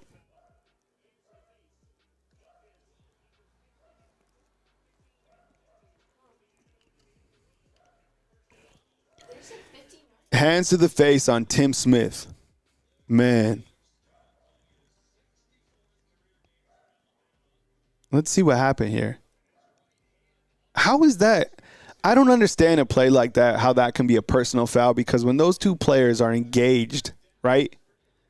Like getting off a defender, I don't know. That's a weird one to me. It's not like he was choking the guy. I mean, he was driving him back. Weird penalty. 14-3. Auburn is moving down only by way of penalty. 1st and 10 from the 18. Thorne talking to his offense. Red zone defense has been flawless so far. Auburn's 1 of 3. Alabama stuffs them. There's a run up the middle. Was that Moore again? Man. 2nd and 8. It's a throwback from Auburn. It's going to go out at about the 1 or 2 yard line.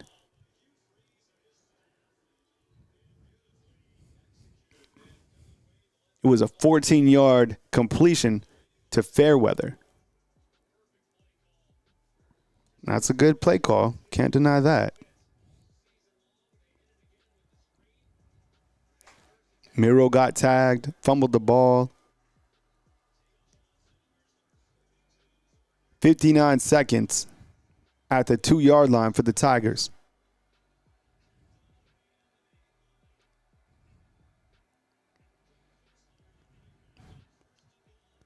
Thorne talking to the offense. Man in the backfield. It's going to be a 1 yard pitch out. He's going to be stuffed. Guess who? Quay Rusaw and Malachi Moore. 2nd and goal. Timeout, Auburn. Type D right now for defense. They need your help. Type D for defense. Oliver is just typing 13 for Malachi Moore because of the physicality and the overall play of a senior and a captain. And think about this, fam, too.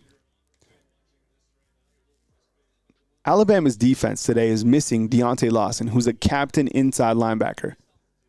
I get it. Auburn has had some chunk plays. They really have. The running backs ran for 56 yards. Thorne's thrown for 129. Justin Jefferson is calling the plays for the first time this game. I mean, I don't know what's going to happen here, but the red zone defense, and I know they've given up some chunk yardage, but I would say they played so far pretty good football. I mean, they have only allowed 3 points at this point in time. This is tough right here.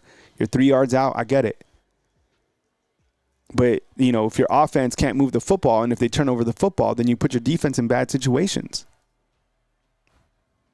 2nd and 3. Peyton Thorne gets up the middle, and he's about at the 1. So it's going to be a 3rd and 1 for Auburn.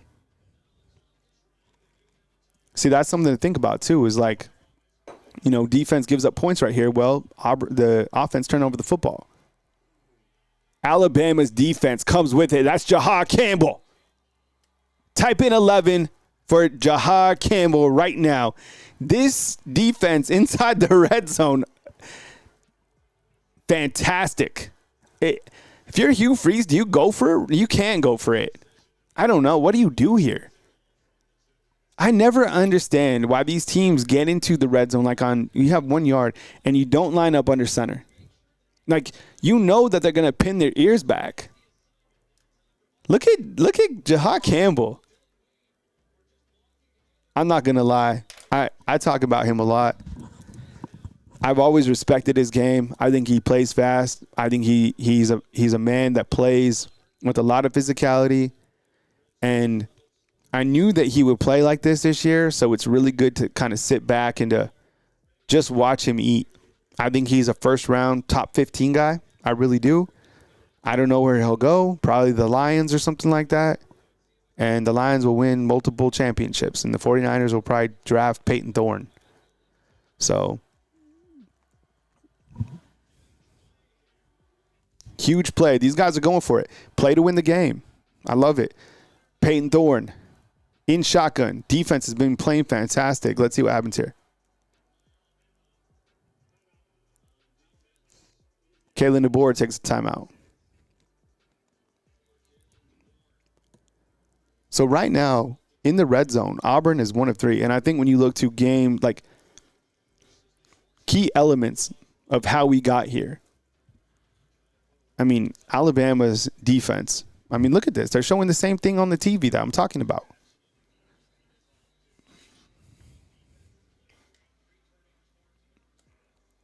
I don't know. I mean, look, it's 2 yards. Is it something up the middle to the outside? Auburn has thrown a lot to the outside, which hasn't equated for a lot of yards, to be honest. I would watch clearly for some sort of weird gadget play, some sort of, throwback pass. I don't think they'll go heavy and just go straight up because I think Alabama is a little bit more physical than Auburn in the trenches. Let's see what happens here. Ugh, I don't like this. 4th and 2.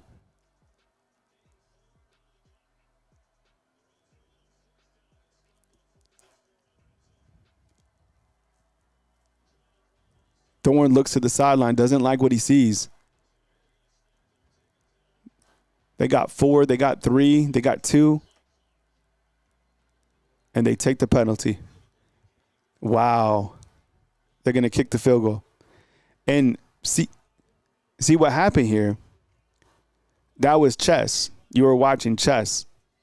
And Kalen DeBoer's defense, led by Kane Womack, had them in a better position, and Auburn didn't feel comfortable about executing a play right there. So he took the penalty, and they're going to take the field goal, which, they're probably trying to draw him off sides as well, right? 29 seconds, and here comes his field goal. T, what's his name? Read it out in the comment box. No, here it is. It's on the screen. I'm sorry. It's all right. I couldn't pronounce it. Kick is up, and it's good. Kalen DeBoer called the timeout before the kick went up? How would you say that, T? Vachon? Is it Vachon? Sometimes if you go to the Auburn roster, you can click on the pronunciation guide. Is it Vachon? Bacon? Huh. What are the results of our little poll on the audio? 91% say it's perfect. Oh, wow. 91%. Ooh, that's good. All right, you can take that And poll then down, T, the whenever other, you can. 5 say too loud, 5 say Too too low. low. So we're good. All right, cool. All right, here comes this dude. I bet you he misses it. I bet you he misses it. How much you guys want to bet?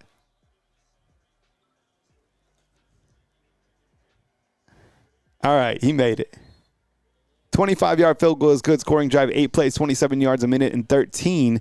Auburn finally gets on the board. But look, let's type in D for the defense. Type in D as many times as you can.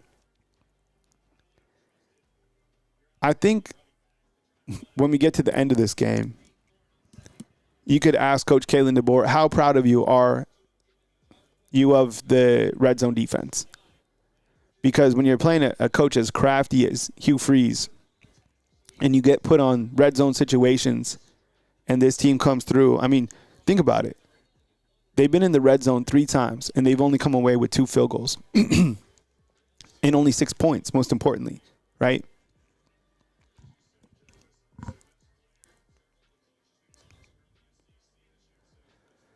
Tweet John's inside the comment box with the post regarding Kendrick Law. Yeah, I would imagine that he wants the ball. I mean, he just returns kicks. It would be a nice time to have a kick for a touchdown, right? 27 seconds left, which is, I mean, and we have seen Coach Kalen DeBoer play aggressive even with time on the clock. I'll tell you what, I literally get the ball and I take it into halftime. You have all the momentum from your defense. And you take this into halftime because of the fact that you get the ball in the third quarter.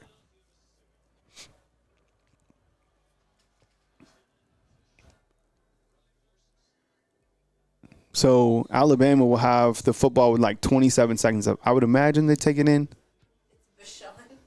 Bashan? Oh my goodness. What did we say? It's Bashan. Bashan? Did we say Bachon? Yeah.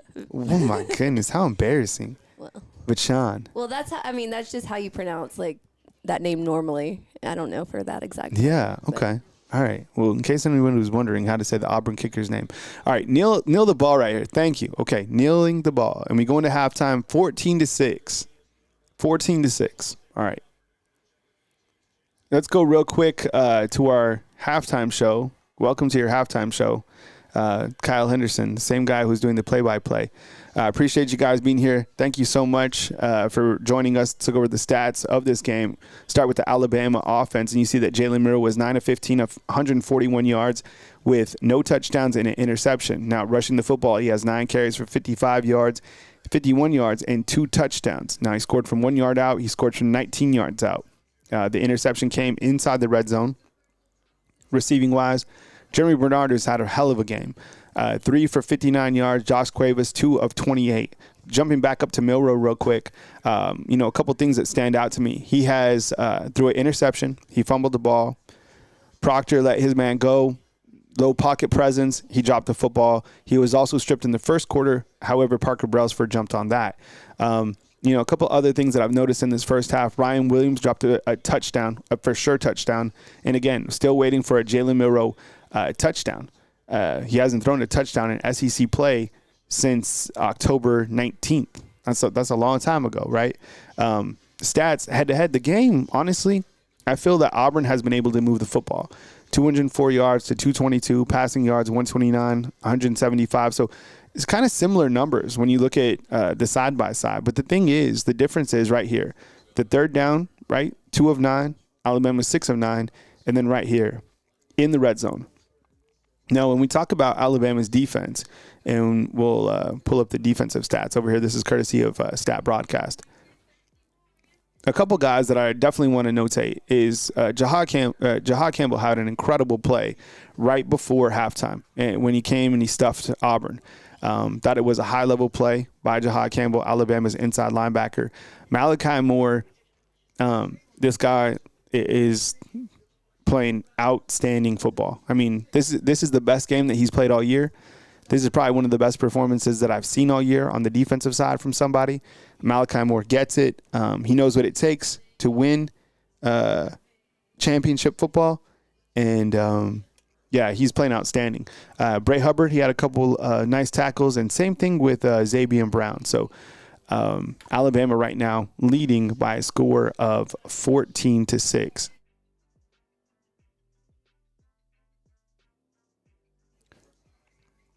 Now, when you look to this team kind of side by side, I think going forward, how do you win this game? How do you put Auburn away? Well, if you look to our keys of the game, it was sustaining drives, which I think at times Alabama has done. And again, they haven't.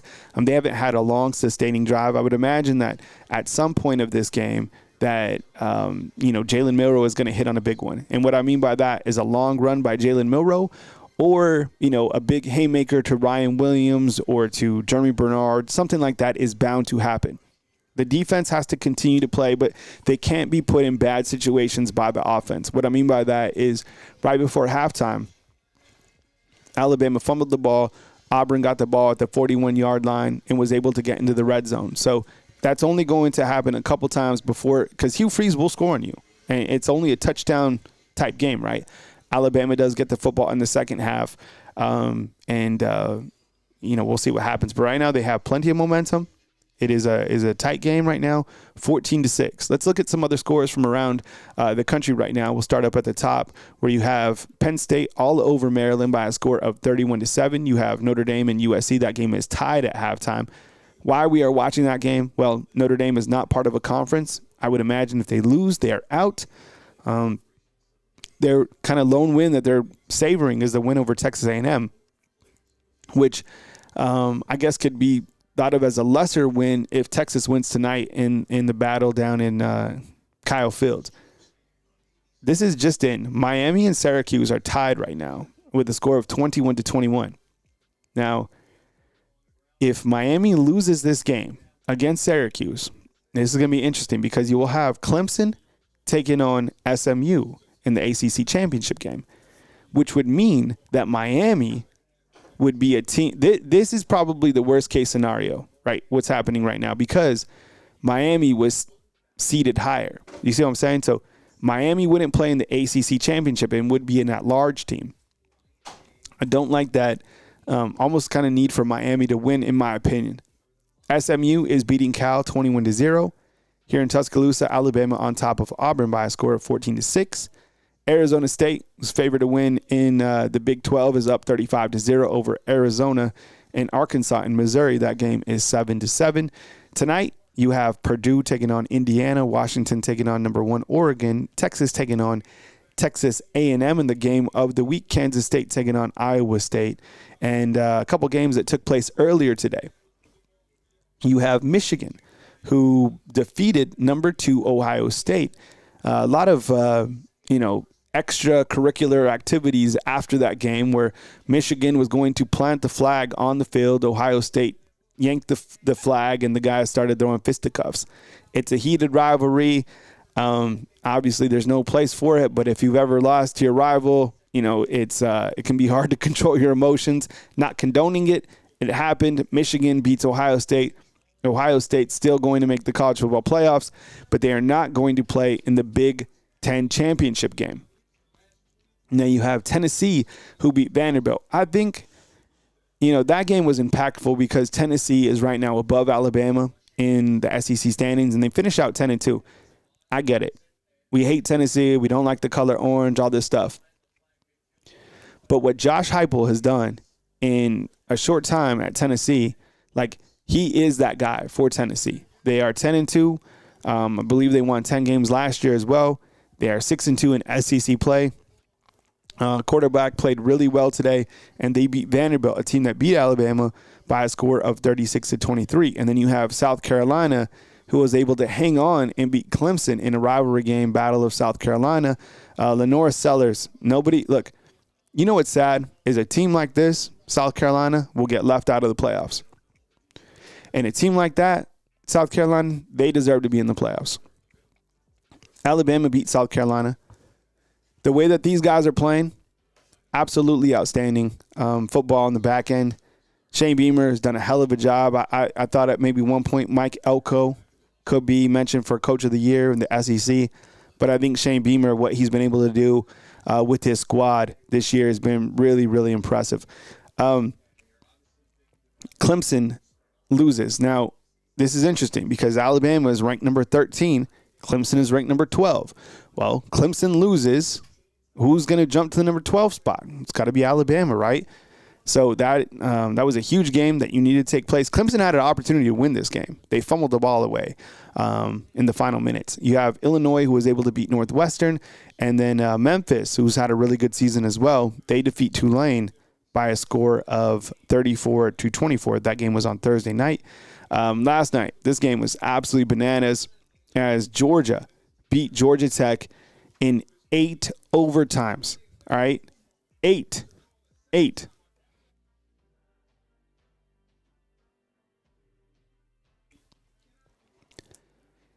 Georgia is able to survive. Look, I said this. Brent Key, that guy has done a hell of a job at Georgia Tech. And this quarterback right here, this Haynes King, that guy is a monster. He played fantastic, 6'4", 220 pounds. He had 24 carries for 110 yards, 26-36, 303 passing, 2 touchdowns. Man, that was a gritty performance by Georgia Tech. I think they had opportunities to win that game clearly. Couldn't get it done, and it's Georgia who moves to 10-2 on the season, beating two former Alabama assistant coaches, right, going head-to-head once again. And then Boise State moves to 11-1. So, those guys are absolutely in the playoffs, 34-18. KTKC, Bama's looking okay. And then in the Egg Bowl, you had Ole Miss defeating Mississippi State 26-14. And then one last game to recap, Colorado beats Oklahoma State 52-0. Shadori Sanders, 438 yards passing, 5 touchdowns in that contest.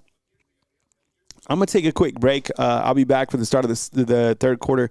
But if you could do something for me, and T, if you could post a poll inside the comment box.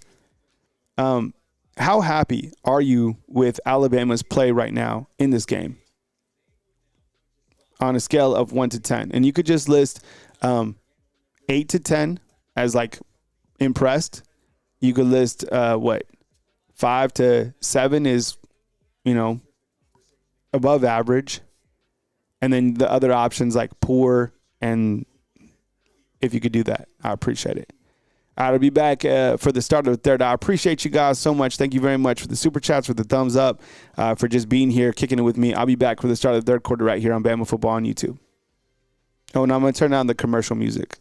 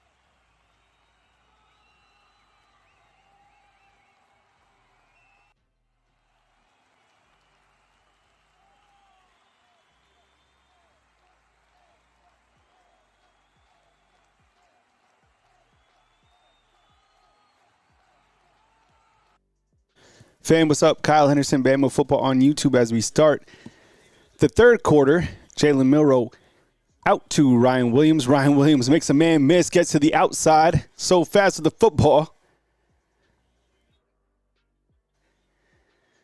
Big gain for the true freshman. See, it's just a matter of time until he gets the football and he does something that you've never seen before.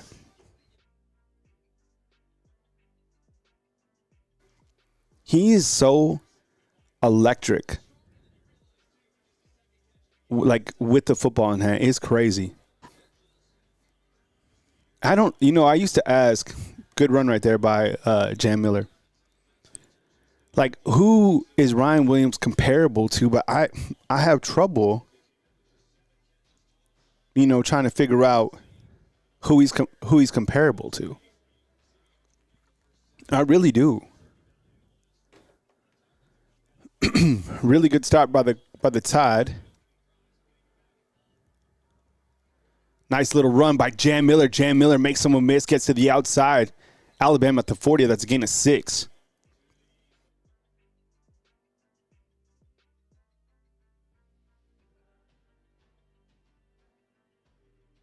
Pound that football. That's right. Run that football. Jam Miller now has 10 carries. Milroe to the outside. Connects with Jeremy Bernard. Makes a man miss. Gain of about, 14. Kyle, where are you? I'm right here, man. What's up? Nice little run after catch. Bernard now has 73 yards. Handoff to Jam. He goes nowhere. Tweets John, what's up, man? He's a mix between Smitty and Calvin Ridley. That's pretty good. I like that.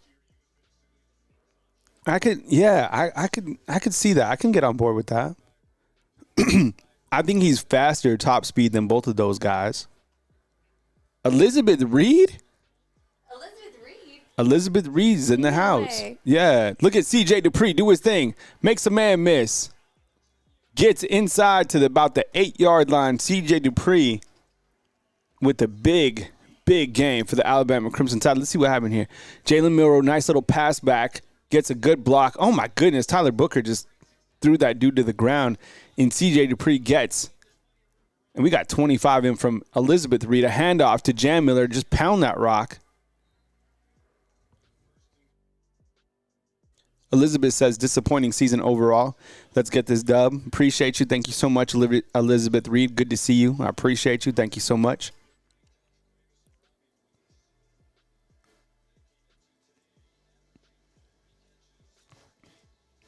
Can you guys not see me?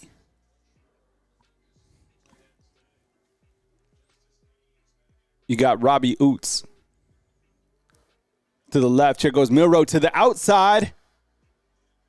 Milroe's going for his third touchdown.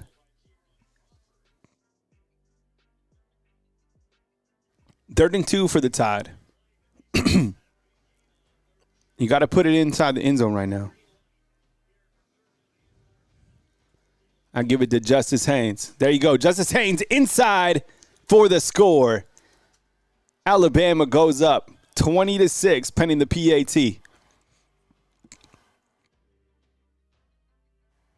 20-6 with a 2-yard touchdown run by Justice Haynes. It was a 9-play, 75-yard drive, 3 minutes and 47 seconds. Type in 22 for Justice Haynes.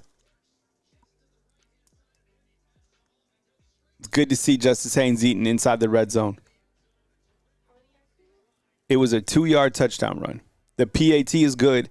Alabama leads 21-6. I know, look, there's a lot of game left. But if you can close out here and you can get some style points and you can start to separate from Auburn, I get it. They haven't even had an opportunity, but yeah, Jack, I think Alabama gets in the playoffs. Yes, if they win this game, I think they're in the playoffs, 100%. Because One of the biggest things that we were watching today was what would happen to Clemson, right? And Clemson lost. Well, you can't take South Carolina in over Alabama, right? If Alabama holds out and beats Auburn, right? There's a lot of game left, but Alabama did beat South Carolina head-to-head. Tennessee's not getting left out of the playoffs. You got 4 teams from the Big Ten going, right? Ohio State is clearly still going. I think some people are seeing a black screen. If you're seeing that, just leave it live and come back or refresh your feed. Huh. Did you check your phone? Yeah, if you can't see me, do a quick refresh and see what happens. Josh, I think you're absolutely right, bro. No more playoff talk until this is absolutely wrapped up. Yeah, I'm seeing myself right now.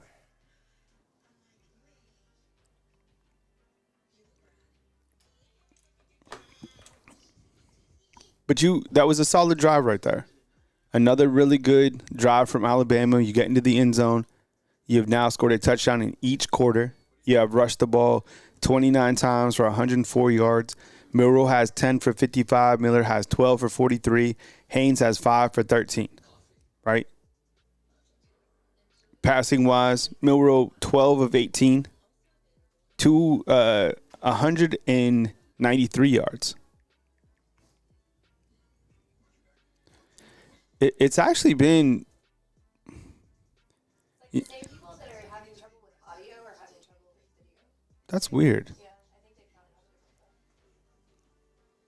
And now you come out here, and if you're able to, I don't know, come up with a big play on defense, maybe they get into the red zone. Who knows? I have no idea. But the way the defense has been playing, I mean.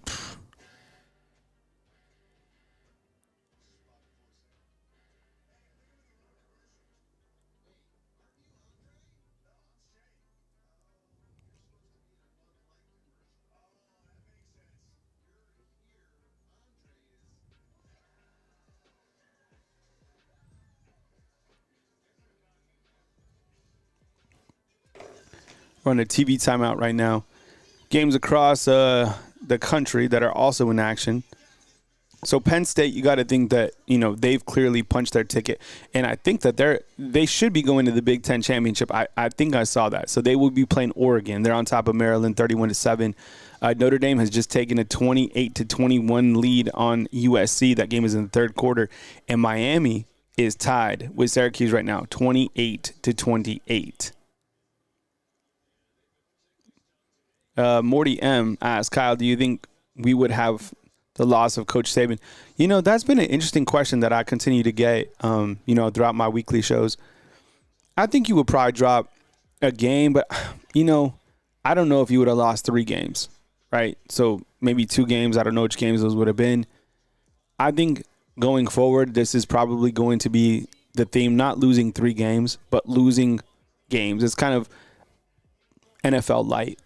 And I think if you watch the NFL, you understand that losing happens, and you just kind of continue to string games along and hope that your team stays healthy. That's the biggest thing why NFL teams don't do well kind of during this point in time is injuries. They definitely accumulate, and I think the longer colleges, have their seasons, the more injuries are going to be. I mean, think about this. The team that wins the college football championship, Auburn on offense right now, wow, great pressure right there, and Thorne just throws it out of bounds. Think about it. The team that wins the championship game this year is going to, I think, have to play at the minimum 16 games.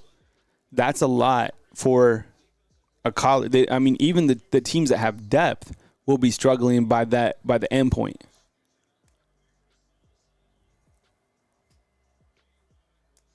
Second and 10. False start on Auburn. Undisciplined. Getting in their head.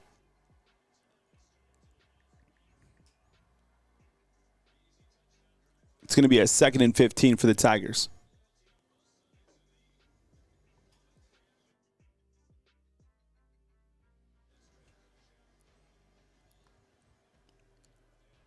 (21-6), Alabama leading.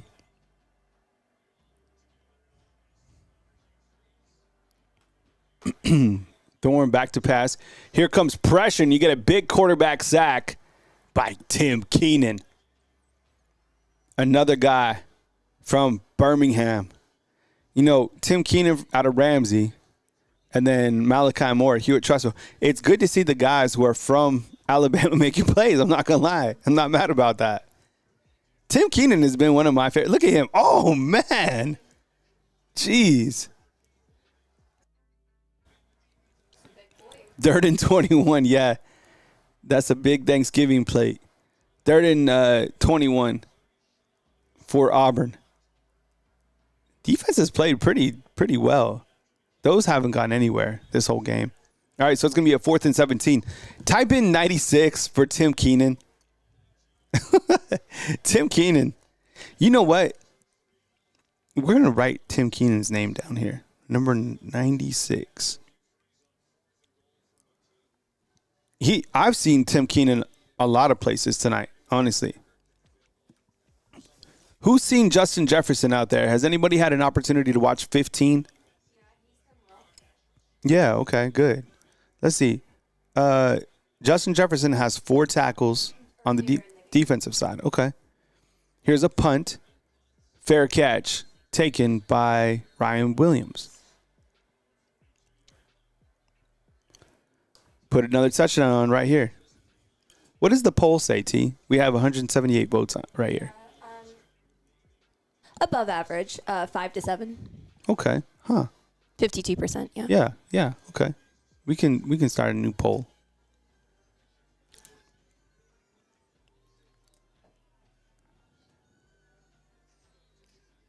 Another drive for Alabama. This is their second drive in the third quarter. 9:37. Milroe in shotgun with Jam Miller. Handoff to Miller. Miller following Tyler Booker and Jaden Roberts. Gets a nice little gain of 7. Keep running the ball. And I think a lot of people had a lot of anxiety in this game. And look, there's a lot of football left to be played. But what we're seeing right here from the from this football team, I think the best thing so far has been the defense for sure. Jam Miller, I don't know if he got the first down or not. He's going to be close. And the way that this defense played is, and I get it, every single time you hear, you want to be positive about this team. They've lost 3 games, but from what we're seeing right here, that is what the playoff committee will grade Alabama. And then they go to other factors, but it's like, how did you play today?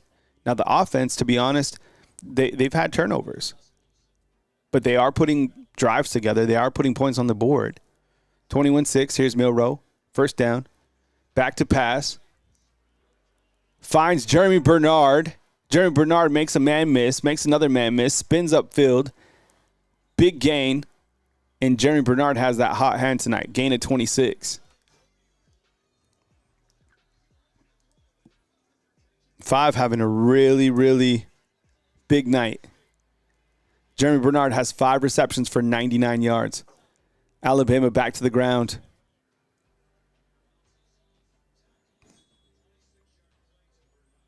Gain of about 2. Now, this is interesting. Jam Miller, his season high for rushing attempts is 16 against South Florida. He already has 15 attempts tonight. Milroe has 10. Haynes has 5 for 13. 2nd and 6 for the Tide. Yeah, I think you put a touchdown on board right now, just like the TV announcer said. It's kind of almost a nail, or at least closer to that, right, in the coffin. Gain of 3, so it's going to be a 3rd and 3 for the Tide. Just keep running it. Wear him down.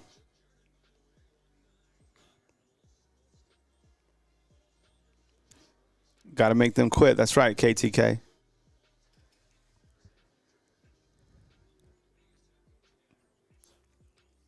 You got 2 tight ends. You got Robbie Oots and Josh Cuevas. You got Jalen Milroe on the keeper. Makes a man miss. Gets to the outside. Another touchdown for Jalen Milroe. Look at him.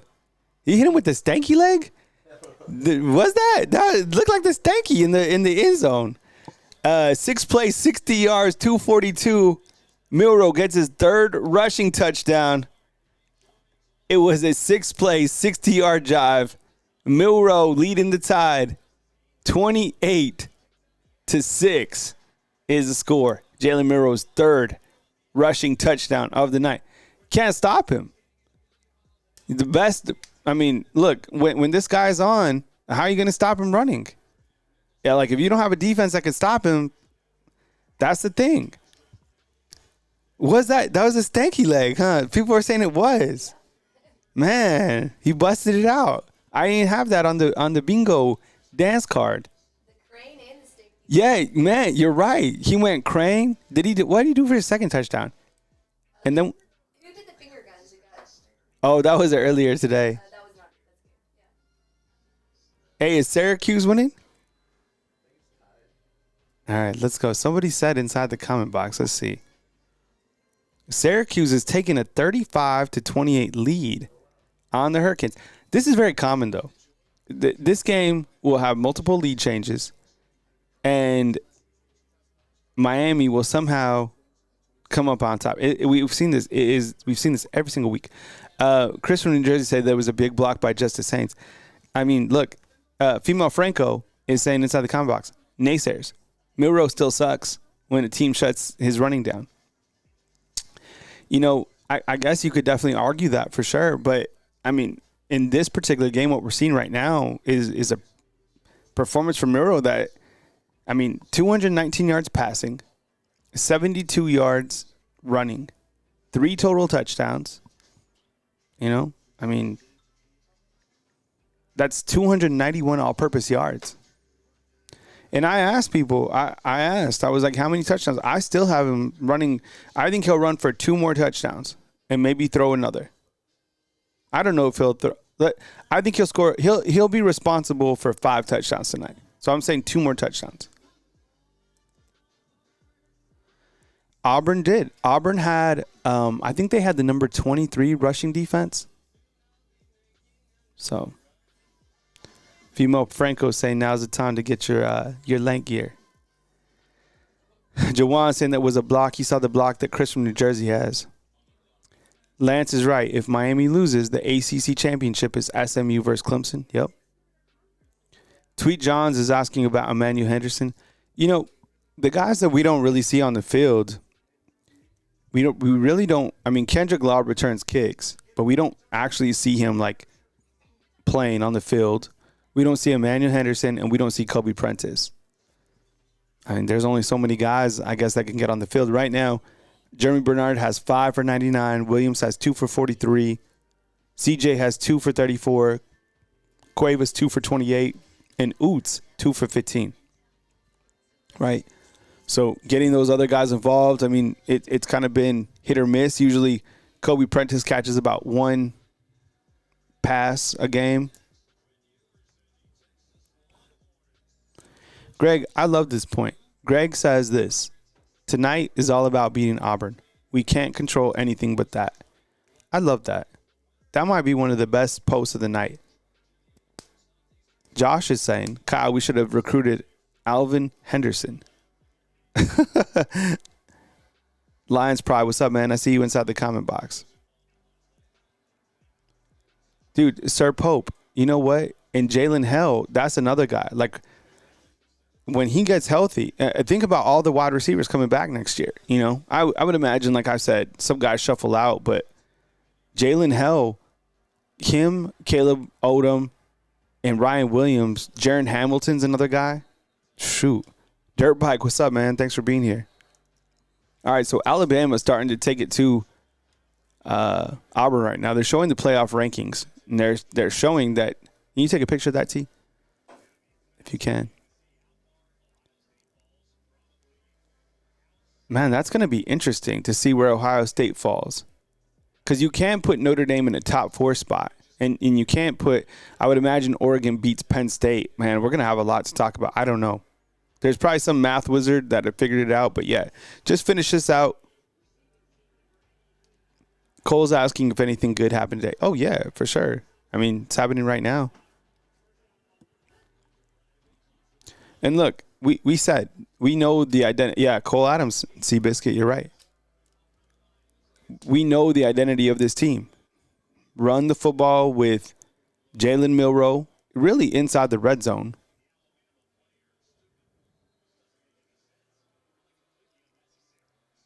And, you know, it is effective. 11 for 72, 3 touchdowns. Here comes Auburn after a penalty. 2nd and 10 from the Auburn 13.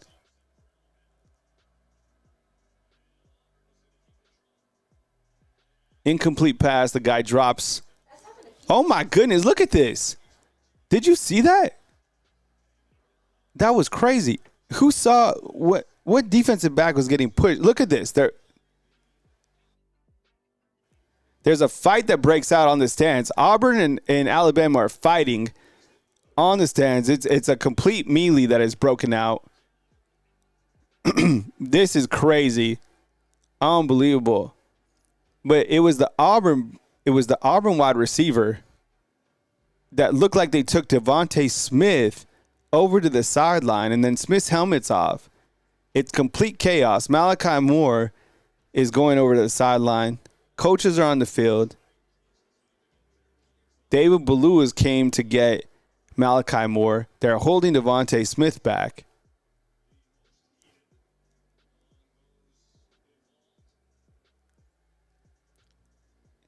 Jamarcus Shepard is talking to Devontae Smith.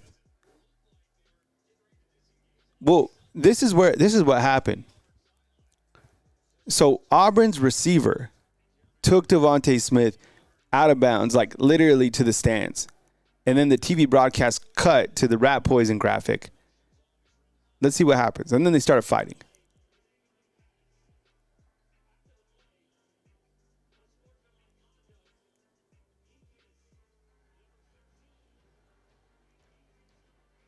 So Malachi Moore and Devontae Smith were called for. The board's about to explode right here.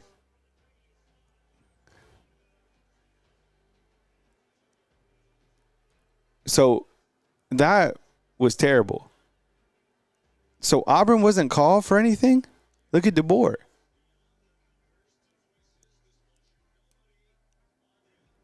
This is it right here. Look, you'll see this guy right here, C5. See what he's doing to Devontae Smith?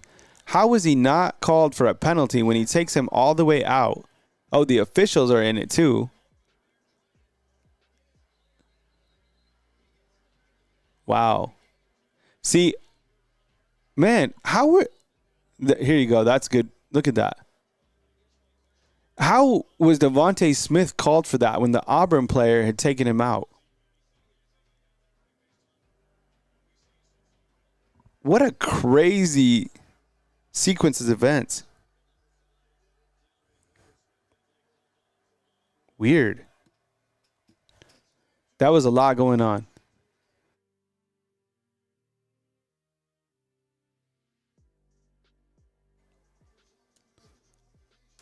I agree. David Moore inside the comment box said it should be offsetting 100%. How was Auburn not called for a penalty there? That was the weirdest thing. All right, 2nd and 7. Peyton Thorne back to pass. Gets to the outside. Looks like that's going to be a first down for the Tigers.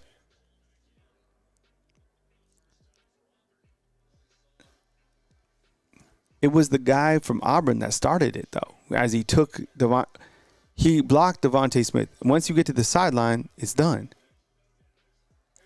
That was. All right, Peyton Thorne back to pass. Everybody chasing him down. He circles backfield, makes Tim Keenan miss. He's able to get, I don't know, all that for a gain of like 4. Yeah, it was 4 yards. Did Devontae Smith get kicked out of the game? Oh, wow. So Smith is kicked out of the game. Wow. That's wild. It's always the second player.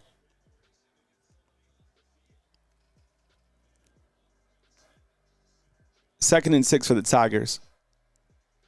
Really big play by the defense right there. Jahad Campbell in the backfield. Hey, I saw some Yonze Pierre. That was crap. Devontae Smith got robbed right there.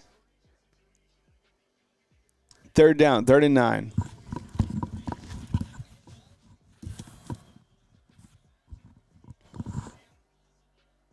Oh, thanks, Raise the Bar. Appreciate it. Yeah, I didn't see that he got ejected. He probably just needs to cool down. How could you not be mad after something like that happened to you, though?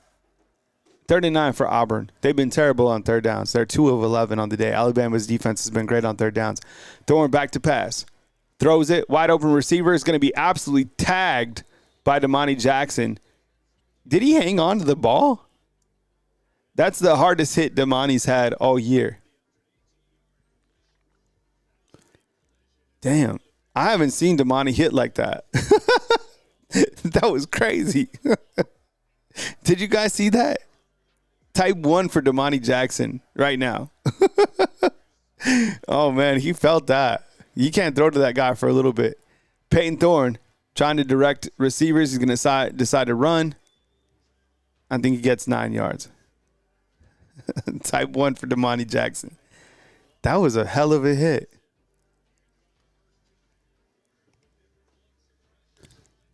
Kane Womack's going with the hunting vest. Did you see the vest that Kane Womack has? It's like a Tom Beckby vest, like a hunting vest that has Alabama on it.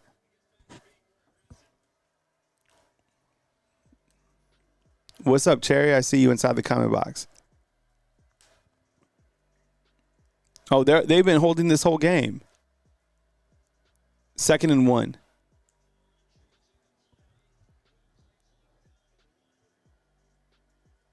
It's going to be a first down, Auburn.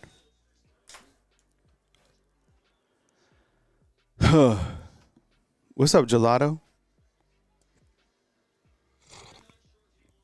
All right, I'll rattle off a couple scores. Oh, Notre Dame is taking the lead on USC by a score of 35-21. Penn State is beating Maryland 38-7. Syracuse still on top of Miami 35-28. And SMU still leading Cal 21-3. So yeah, those are the games that we're watching. 1st and 10. Peyton Thorne back. That was another hold. Did you see the hold? Oh, my goodness. That was crazy.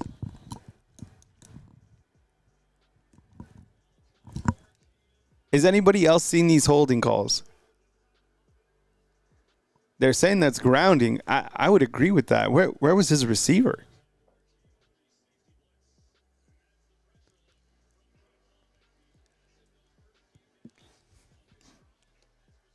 See this vest?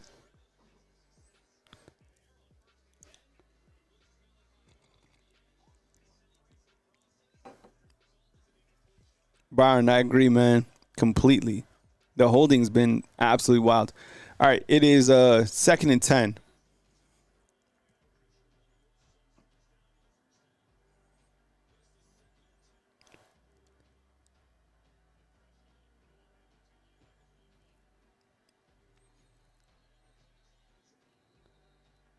This team sucks. Auburn's terrible. Another flag on these guys. Oh, there was no penalty. They just took a stupid timeout. Yeah, I don't think this team's very good. They've had a few opportunities, but Alabama's had control of this entire game. Look at this. I don't understand this play. Look at DeBoer. 28-6. Crimson Tide on top. You're on a TV break. Scores from around the country. I'll go to it real quick. Let's look at the big monitor we got on screen right here. As mentioned earlier, Penn State on top of Maryland. Penn State will play in the Big Ten championship game against Oregon. Notre Dame is beating USC by a score of 35-21. You have Miami, who is trailing Syracuse by a score of 35-28. Kyle McCord, 23 of 32 for 330 yards in this game. You have SMU beating Cal by a score of 21-3, and you have Alabama beating Auburn right here in Tuscaloosa by a score of 28-6. Arizona State playing pretty good football the back end of the season, beating Arizona by a score of 42-7, and another one in the SEC, you have Missouri beating Arkansas by a score of 17-14. Yeah, this quarter has been, I guess the unfortunate highlight of this quarter was the whole melee between the two teams when Devontae Smith got pushed out or blocked out of bounds, and then a fight ensued.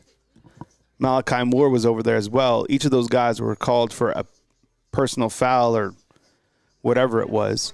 Unsportsmanlike, thank you.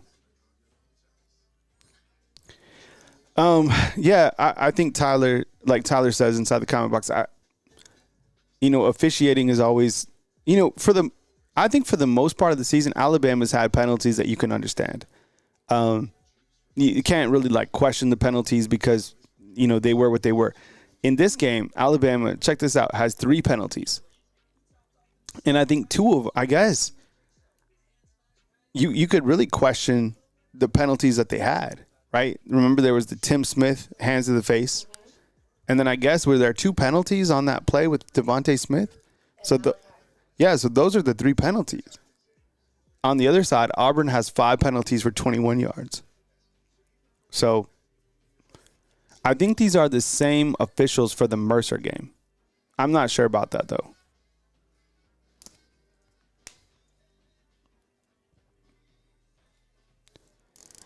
Nick, I don't know. That's always something that people talk about, too, is like when the offense starts doing well, it's like Coach Kalen DeBoer is calling the plays. I saw that same thing when Coach Saban was like when the defense was doing well, Saban was calling the plays. I don't know if they ever go away from that. That'd be an interesting question. I doubt Coach Kalen DeBoer would answer it, right? But I think what we've seen from this team is almost kind of, I don't know. How would you assess Milroe's play tonight? T, can you ask that? What's interesting is he has 219 yards passing. He has no touchdowns passing. He has an interception. But he has 11 rushes for 72 yards and 3 touchdowns. Are you happy with his performance tonight? 2nd and 10. 8, 7, yeah. Auburn back to pass. Someone's cooked back there. That's Xavier Brown. It's a touchdown, the Auburn Tigers. That was just a matter of time. I mean, Xavier Brown, to be honest, and this guy has played his heart out all season. Oh, my goodness, he just got cooked. He bit on kind of like a deep out, and then the receiver just cut back in. Xavier Brown, this guy's a true freshman. He has played over 600 snaps. To be honest, he probably should have given up 7 or 8 touchdowns this year. He hasn't. That guy has battled. He has been beaten, but that's the only quarterback. Peyton Thorne is the only quarterback I've seen this year to be able to connect to the receiver. But that guy, I mean, it's a freshman. You look at Damani Jackson, how he's playing, right? 2-point conversion is good. But this guy, I mean, Xavier Brown has played a ton. Auburn scores is 28-14. They get the 2-point conversion. It was a 10-play, 87-yard drive, 428. Hunter in on the 2-point conversion. Key play was the 2 unsportsmanlike penalties on Devontae Smith and Malachi Moore, and then Xavier Brown getting cooked. So, I mean, the thing for Auburn right now is they haven't been able to stop Alabama's offense. So I would imagine you get a heavy dose of Jalen Milroe on the ground.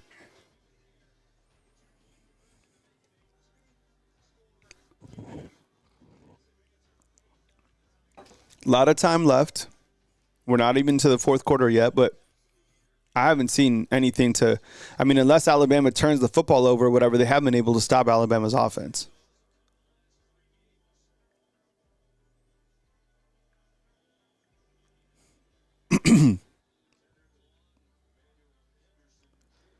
And Jeff is right. I like this last name, Jeff Merryman.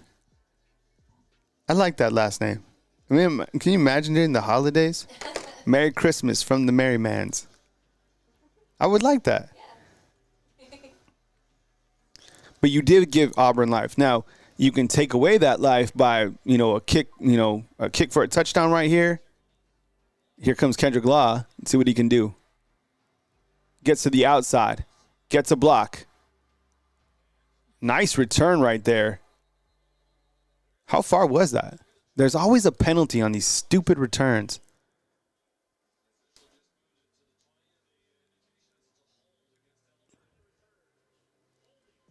Holding against Alabama every single time. Who is this on? That was 30. Man. They've just cut to Miami and Syracuse.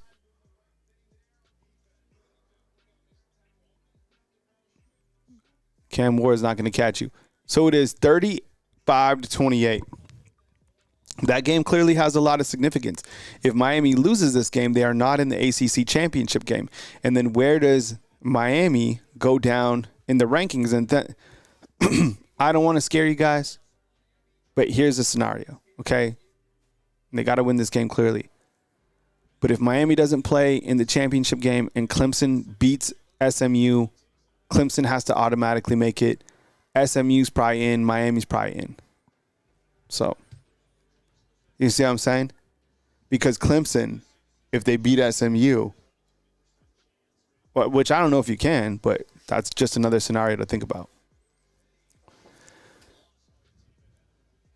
Here comes Alabama, 6-yard gain by Jam Miller. He now has 16 carries, which is a season high for Jam Miller. So they have ran the football. Milroe back to pass. Fires it to one of his tight ends, Josh Cuevas. Josh Cuevas is nice.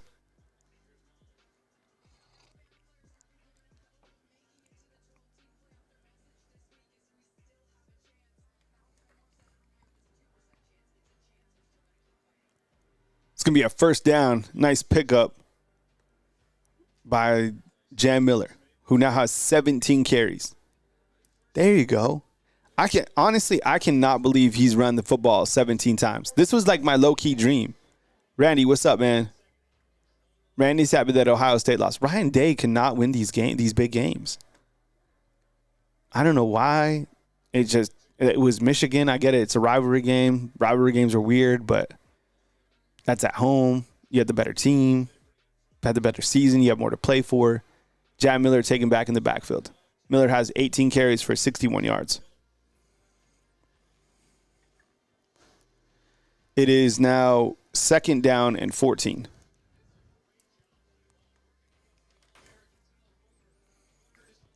And this is a rivalry game too. There's a lot of game to play. This is a critical drive. I love a big play right here by these guys. 4 wide receivers, or 3 wide receivers and a tight end. Formby in at tackle. Last play of the third quarter, Jalen Milroe makes someone miss, gets to the outside. He's going to get a gain of, 4 yards, 5 yards. They're going to call it 7 yards. I was off. He was on. So end of the third, get your fourth quarter. Type 4 inside the comment box for the fourth quarter. Type 4. Man, that stanky leg is still tripping me out. I haven't seen that in a long time.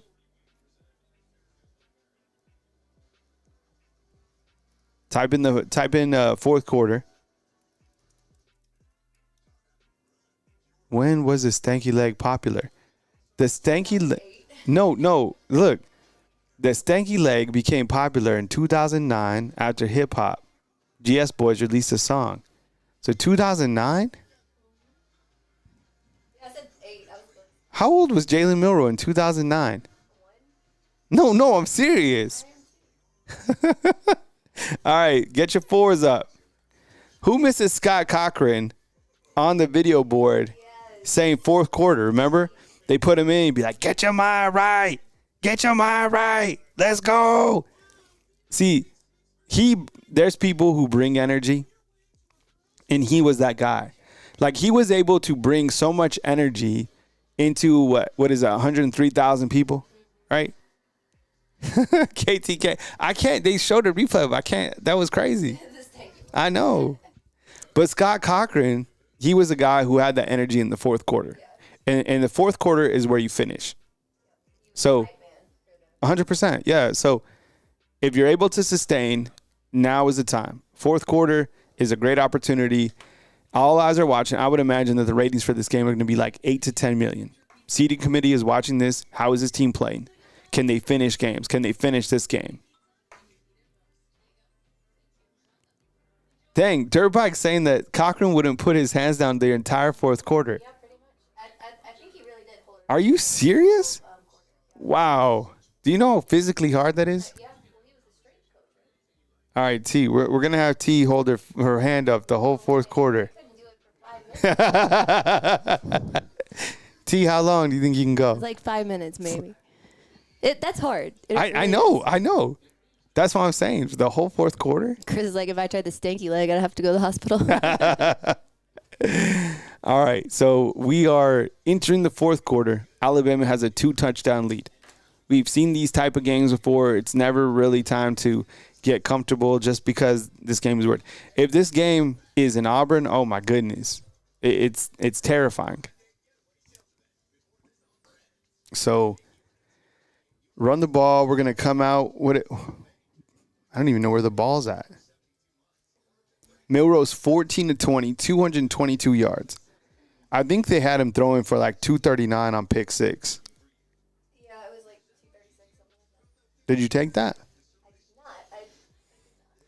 Yeah, it was Jalen Milroe, 226. This is the only one I haven't taken Ryan Williams for over. Well, Ryan Williams right now has 43 yards.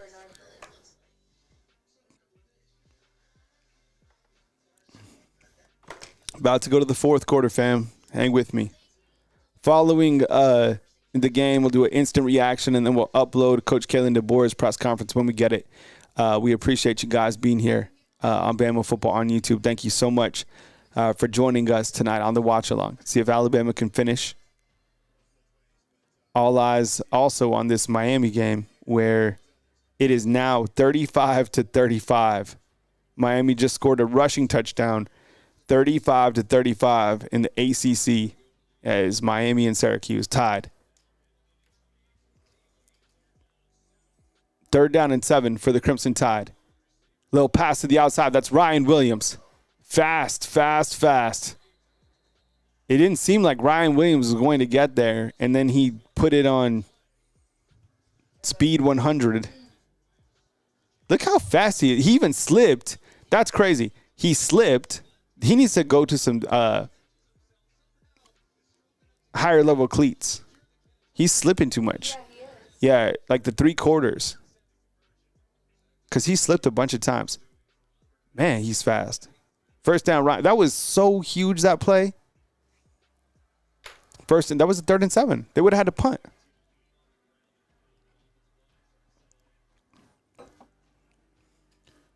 Little carry by Jan Miller. It's 2 yards.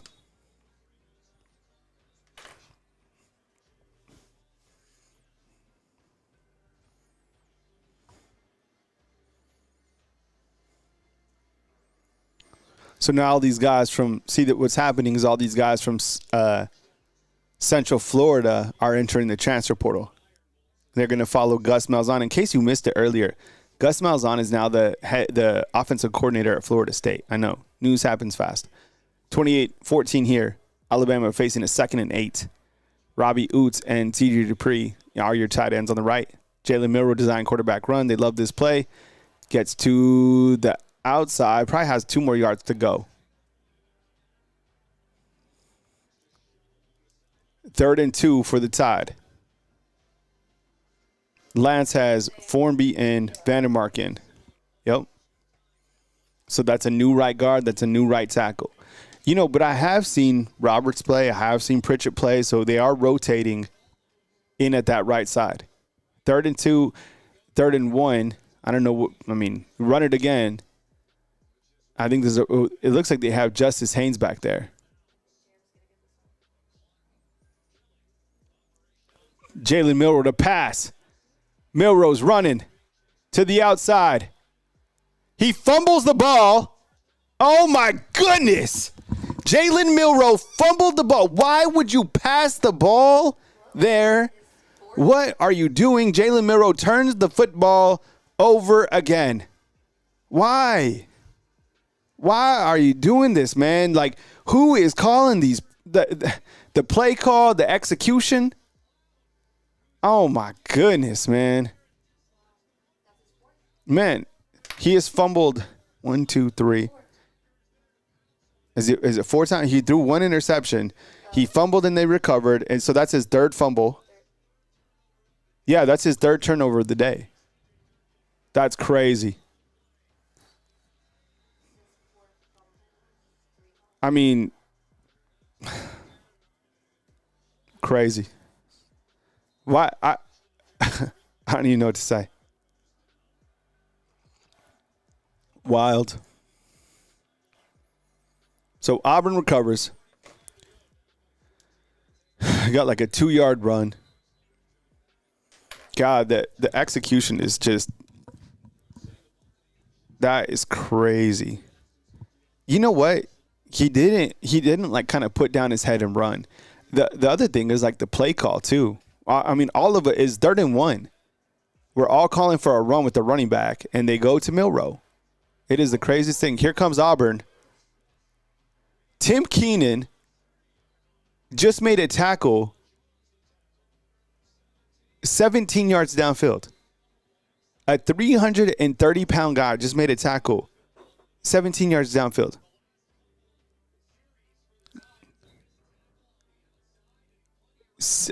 Tim Keenan is down on the field. Oh, my goodness. He probably just needs some oxygen. Tim Keenan's down. Damn it. Prayers up for Tim Keenan. All right. Let's talk about this real quick. It's 3rd and 1 in the Iron Bowl. You are trying to get a first down to move the sticks to just get any type of points on the board, really to sustain a drive. It is 3rd and 1.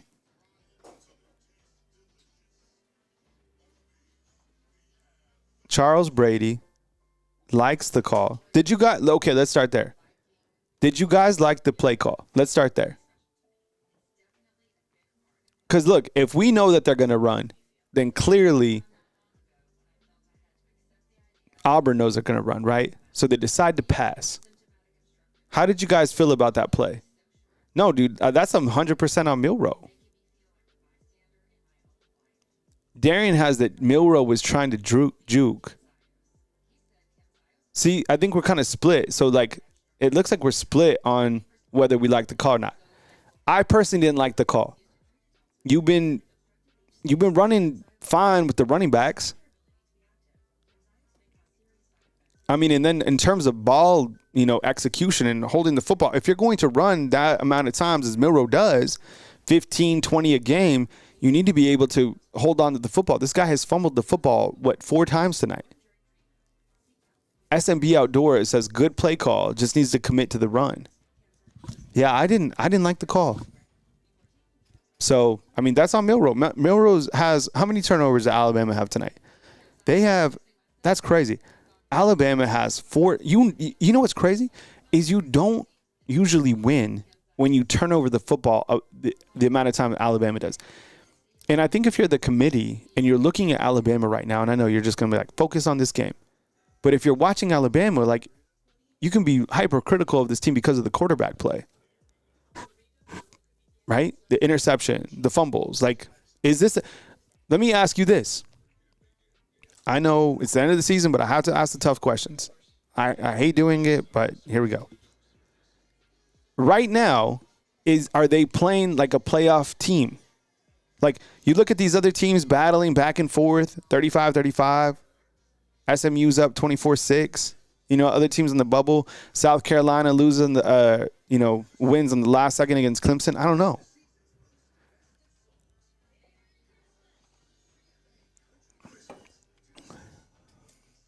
I think that, you look at how this team's played and you're like, Oh, it looks like Tim's going to be okay. Look how big Tim Keenan is. God bless. And one time I was walking into the university. I'll never forget it. And Tim Keenan was there. He was in street clothes. And he opened up the door for me. Linda, thank you so much for becoming a fan funder. We appreciate you being a fan funder of 10 months. And Tim Keenan opened up the door for me. And it was like a refrigerator opened up the door. I'm serious. He's massive. I'm glad he's okay. All right. This is a gadget play by Auburn. They throw it all the way downfield. It is going to be intercepted by Bray Hubbard. Bray Hubbard with the interception. The receiver looked open. He just didn't have the arm for it. 18. Type in 18. Wow.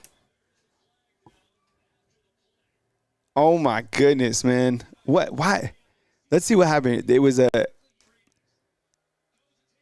I guess that's a running back. Man, the guy was there.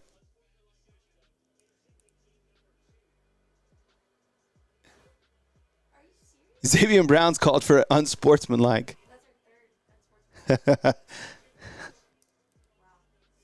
And Bray Hubbard is just that guy. That's what I was saying earlier in the show is like, if Xavier Brown somehow came, or Keon Sabb came back, like, man, the guy is Bray Hubbard. Damn, now they're like at the 2, 3. Oh, shit. Days, number 2 was on Xavier Brown. I know there's 2 number 2s on the team. Oh, man, what a play by this dude. All right, they're in shotgun formation at the 3-yard line. God bless. They hand it off to Justice Haynes, and Haynes gets, 2 yards. Wow. 97-yard coming? Yeah, I can see that. Imagine if Milroe busts a 97-yarder. You'd be like, damn it, Milroe, great job. Did you throw one of these? 4 turnovers, most in a game since 2022. Thank you, T. 11 minutes before this game is over. 28-14. Milroe keeps it. Why did he keep that ball? What is going on? Oh man, this is bad. Have you ever felt so uncomfortable with the 2-touchdown lead? 3rd and 10. Neil's out of here. He's like, I just turned off my TV. All right, 3rd and 10, shotgun formation. This is terrifying. Oh, man. 3rd and 10. Milroe back to pass. Oh, my God. They got a flag. Oh, my goodness. They got an interference call. It's going to move the chains, and that saves Alabama right there. Wow.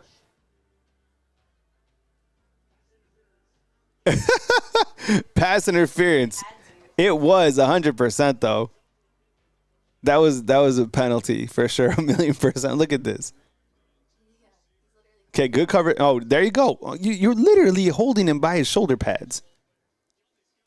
Come on. So blatant. So wrong. And he almost still caught it. That would have been crazy. All right. There's only been 11 penalties in this game. Wow. That's weird. All right. 1st and 10 for the Crimson Tide. Back to work for Jan Miller. Jan Miller now 20 carries for 66 yards. They have ran the football. Man.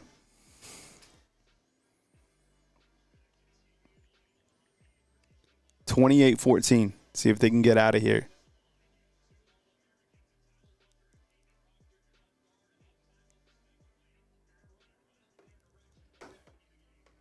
(28-14). 2nd and 7. Starting to milk the clock a little bit. Hand off to Jan Miller, about 2 yards. It's going to be a 3rd and 6 for the Tide. Put in Justice Haynes and run a running back screen. Nick Sheridan, are you there? Pick up. It's Kyle Henderson from YouTube.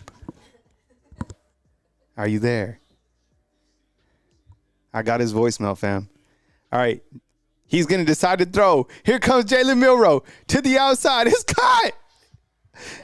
Yep, Bernard is having the game. Shoot. Bernard, 6 for 109. Look at this route. That's nice. That's good football. That was a good pass. Good pass placement.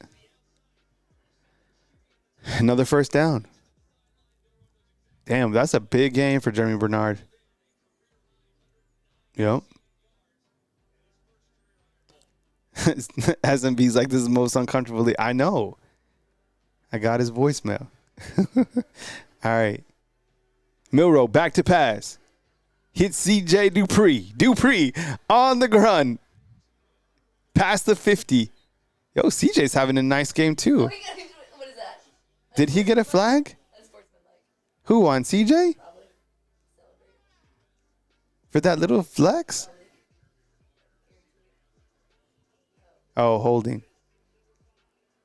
Oh, bad Jeremy Bernard. That was a holding call.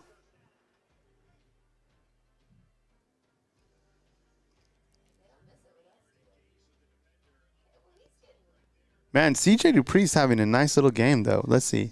It's good to see him back because last game he was on the struggle bus. He has 3 for 46, and Josh Cuevas has 3 for 31.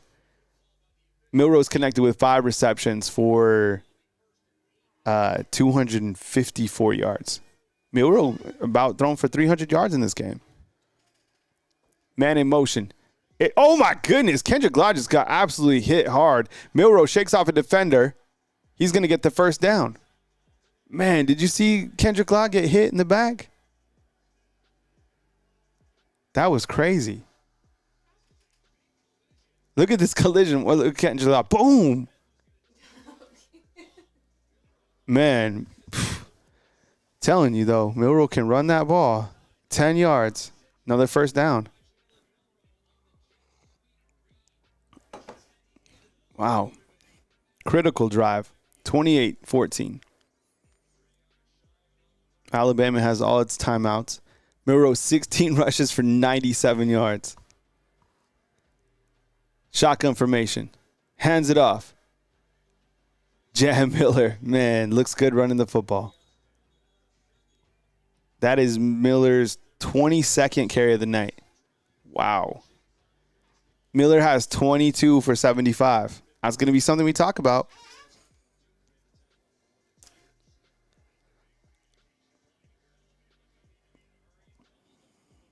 Run the clock. Keep running the ball.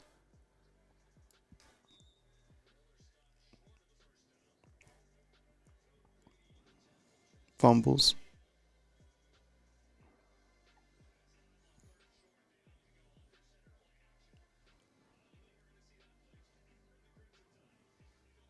$6:25 until this game is over.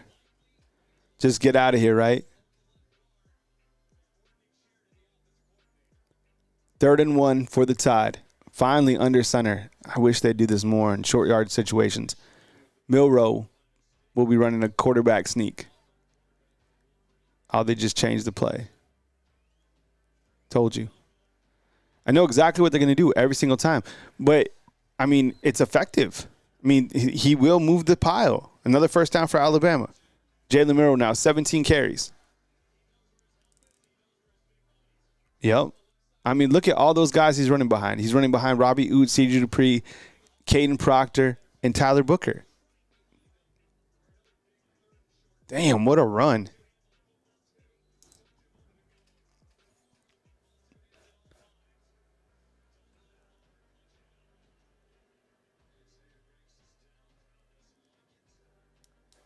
They're saying it's a fake injury on the field. All right.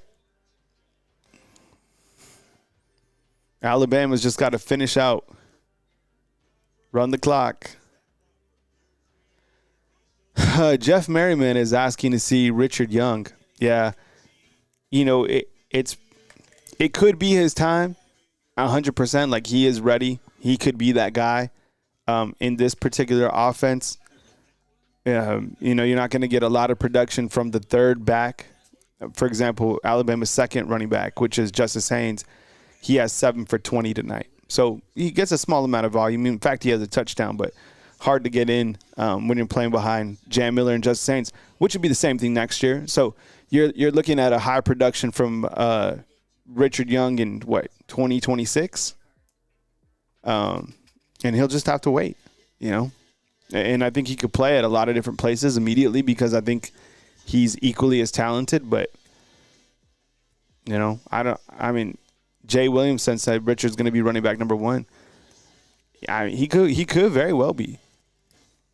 I just think with Jam coming back and Justice Haynes, I don't know how he jumps over those guys if he hasn't this year. Syracuse is just taking a lead on Miami. I told you it's going to be 80-80 in this game. The score is 42-35. Miami now has the football. Miami is at the 20-yard line. Miami is about to score. So back and forth we go. Other than that, all the other games are pretty much, kind of the games we thought. Actually, USC has just scored, and it is 35-28. USC has the football. I don't know. So we have 2 games right now in the 6 o'clock window that are pretty tight. You have Notre Dame, 35, USC, 28. A lot on the line there. And then you also have Miami, who is trailing Syracuse, 42-35. That game has 5. Each game has 5 minutes. Jawan says that Miami is not winning. Over here in Tuscaloosa, Alabama just has to run the ball out.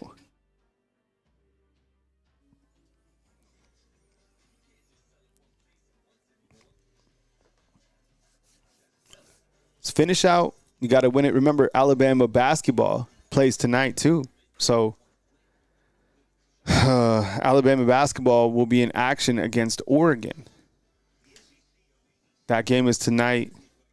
Let's see what time that game is at. It's like 9:30 or something like that. Nate Oates and the Alabama Crimson Tide basketball team have won 2 tough games.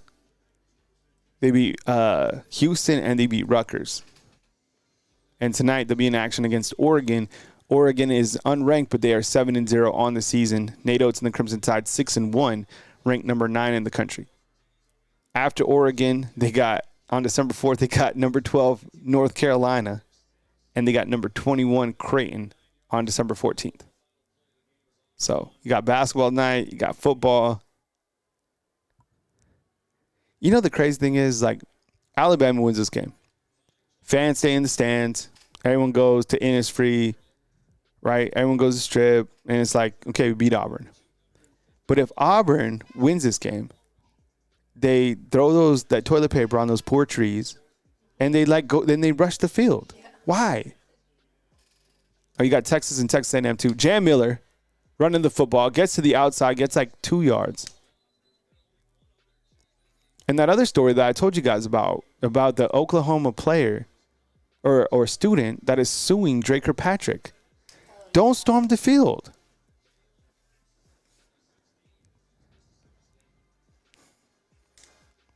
Homie Quan, what's up, man? See you inside the comment box.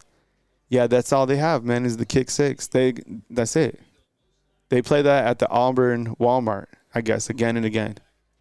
The same play. I thought that was in Norman. No, they do that in Oklahoma too. All right. 2nd and 11.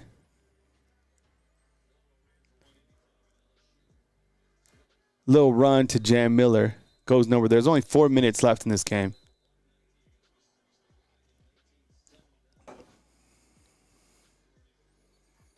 I don't know what to, I'm trying to think what I'm going to say for my post-game instant reaction.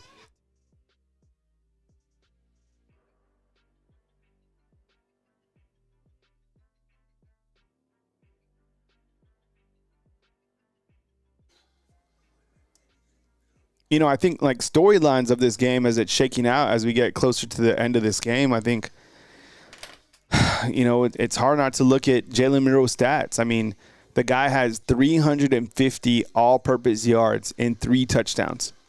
And he's capable to do this every single game. But he hasn't thrown a touchdown since October 19th. During that same time, he scored 11 rushing touchdowns. During that same time, he's thrown 9 interceptions. I get it. It's very controversial. It's polarizing. It'll be all people talk about. And I wonder when the committee's sitting at the table if they're factoring Jalen Milroe's play into the equation. Are they talking about Alabama's brand, the TV ratings that Alabama would bring to the playoffs? Lance has USC inside the red zone. Gelato, 100%. I know he has 4 turnovers, but he also has 350 yards. I am not defending Jalen Milroe. I said a long time ago, I was on the Jalen Milroe train. I felt that Alabama should have tried another quarterback. They can't. It's too late in the season. But these are the facts. I'm not making up these stats. There's opinion, and then there's like stats and facts. And the facts are he has 350 yards and 3 touchdowns. That's why Coach Kalen DeBoer keeps him in, because he can win against these type of teams with Jalen Milroe. Homie Quan, I don't think they could say that Bama lost to 2 unranked teams in their end, because all these other teams that they're being compared against also lost to 2 unranked teams. And the one thing that saved Alabama this whole year is their win against Georgia.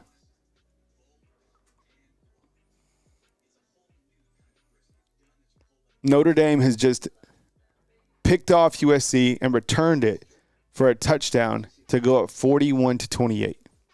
Wow. Syracuse has allowed a field goal to Miami. That score is 42-28 or 42-38. There's 2 minutes left. Syracuse has the football. Kyle McCord has almost thrown for 400 yards in this game. Ohio State just lost. Yep. Wild. Yeah, that's a great point. Ohio State just lost to an unranked team. 100%.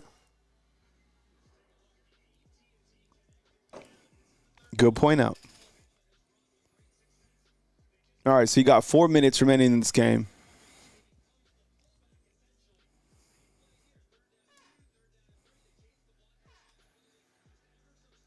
Well, I'm going to ask you, in my post-game reaction, I want you guys to tell me your final thoughts on this team, because this is the season. They needed to win this game to be able to, have an opportunity for the playoffs. We'll talk about it after the game. Let's finish this up. 4 minutes and 12 seconds, 28-14. Appreciate you guys being here. 3rd and 11, critical play for the Alabama Crimson Tide. I would imagine it's a design run to Jalen Milroe, gets to the outside of Jeremy Bernard. Jeremy Bernard is going to be tackled. He stays inbounds, which is a smart play, and it is 4th down. Now, Auburn only has 1 timeout, and they do have the 2-minute warning.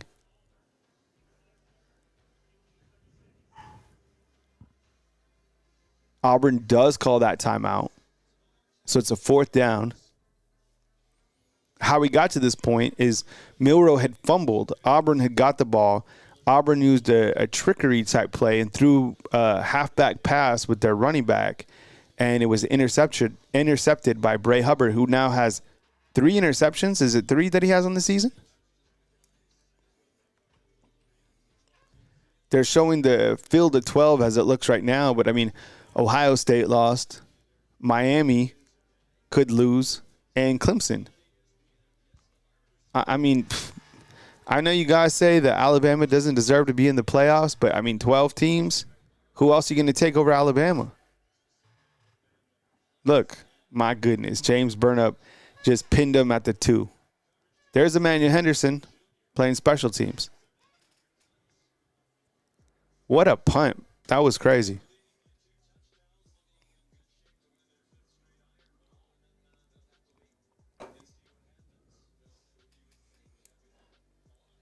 TV broadcasters, hey, let's type in, what's James Burnham's number? Is it 96? Can we type in his number? Let's give James Burnham some, how much? What is it? 86. Type in 86 for James Burnham. He's like a low-key MVP. Imagine this team without James Burnup. 86. All right. Peyton Thorne in the end zone. Dumps it out. Pass complete.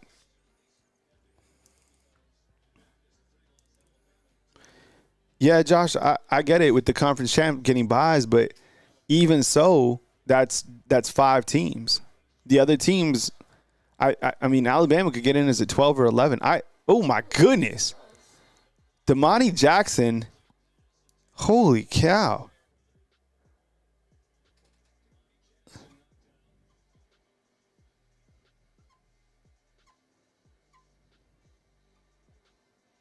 I'm writing down some notes for my post game. Damani Jackson has brought the wood. Man.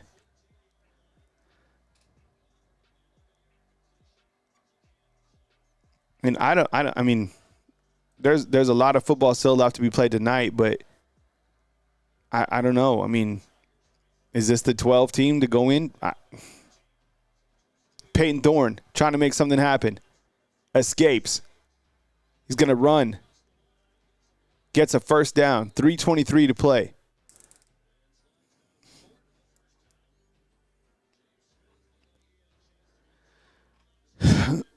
That's another thing I think about all the time, James, is like, or Josh, you get into the conference championship, you lose, are you penalized? Like a team like SMU is a perfect example of that, right? It's almost like, why do you make the conference championship game? Here goes Peyton Thorne. Gain of 7. Auburn has to hurry. 2:53 to go. Finish.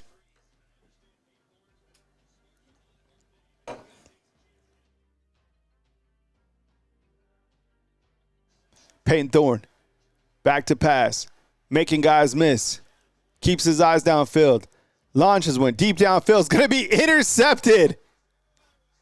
Intercepted by, who is that? Xavier Brown. He'll come back and that's the thing about these freshmen. They have the next play mentality. They're going to get a large volume of plays. Wow. That is wild. Number 2 came with it. You know what? I have on my notes talking about number 1, talking about number 2, talking about number 18. All those guys have in common that they're in the secondary. And I have to say, the passes might not have been there, whatever. That was an underthrown ball. But the guys are executing. And I think I've seen a higher level of execution from the secondary, which is a big statement because I think that was, the turnover chain. Yeah, we need the turnover chain. That's right. See if I can get it.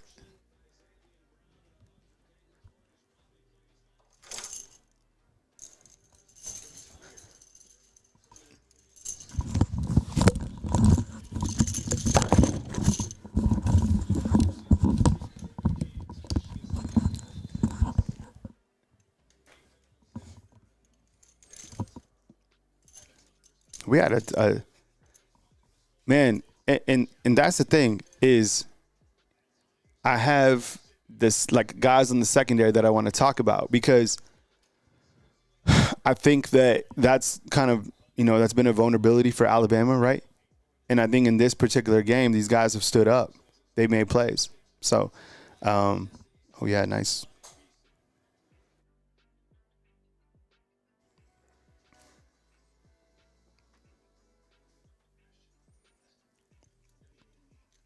Coming up next, I'll do my post-game reaction right here on Bama Football on YouTube. Y'all, HM?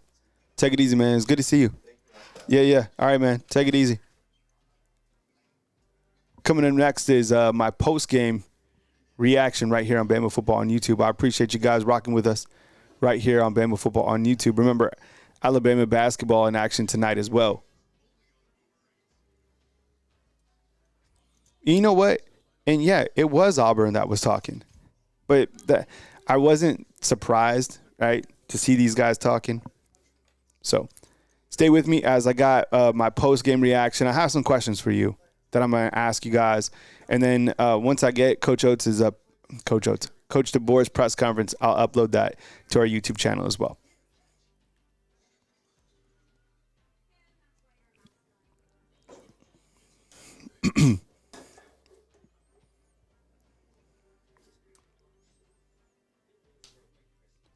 So Sir Pope is saying that Miami is going to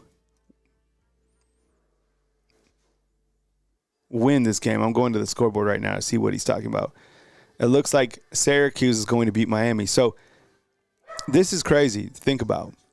Is Miami, the game, we still have just a few minutes left in this game.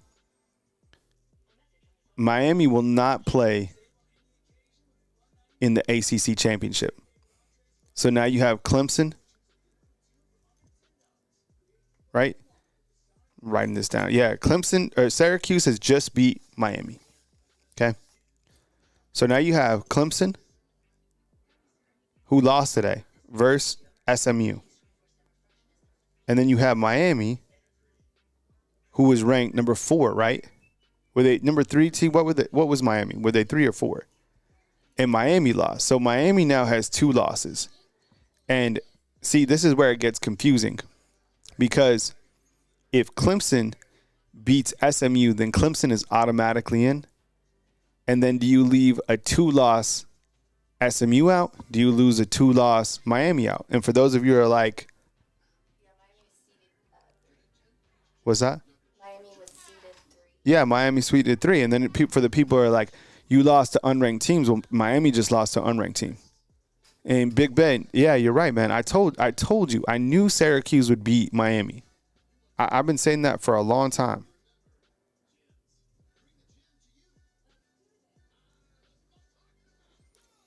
So that is a critical game, is Clemson and SMU. And I think that Clemson is going to beat SMU. So then it's going to be this is what it's going to come down to.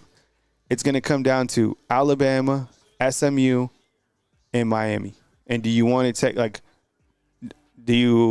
that's what it comes down to, period. And Snowman 76, I'm with you, man. Like, they haven't played anybody. The thing is, they would only have 1 loss, which would be in the conference championship game. And do you penalize a team that made it? Then it comes down to Alabama or Miami. Yeah.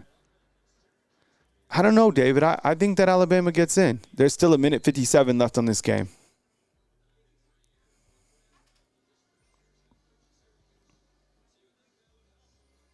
Jalen Milroe, big night tonight.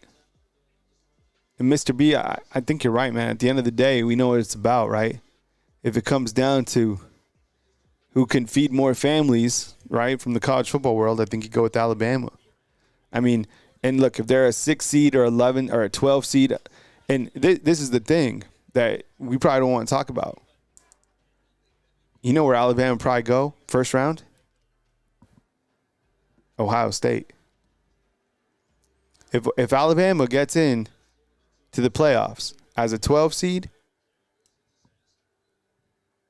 they'll either be playing Ohio State or Notre Dame, in my opinion.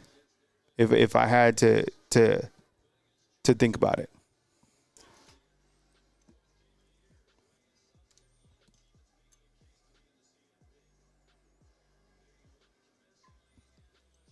$52. People keep talking about South Carolina.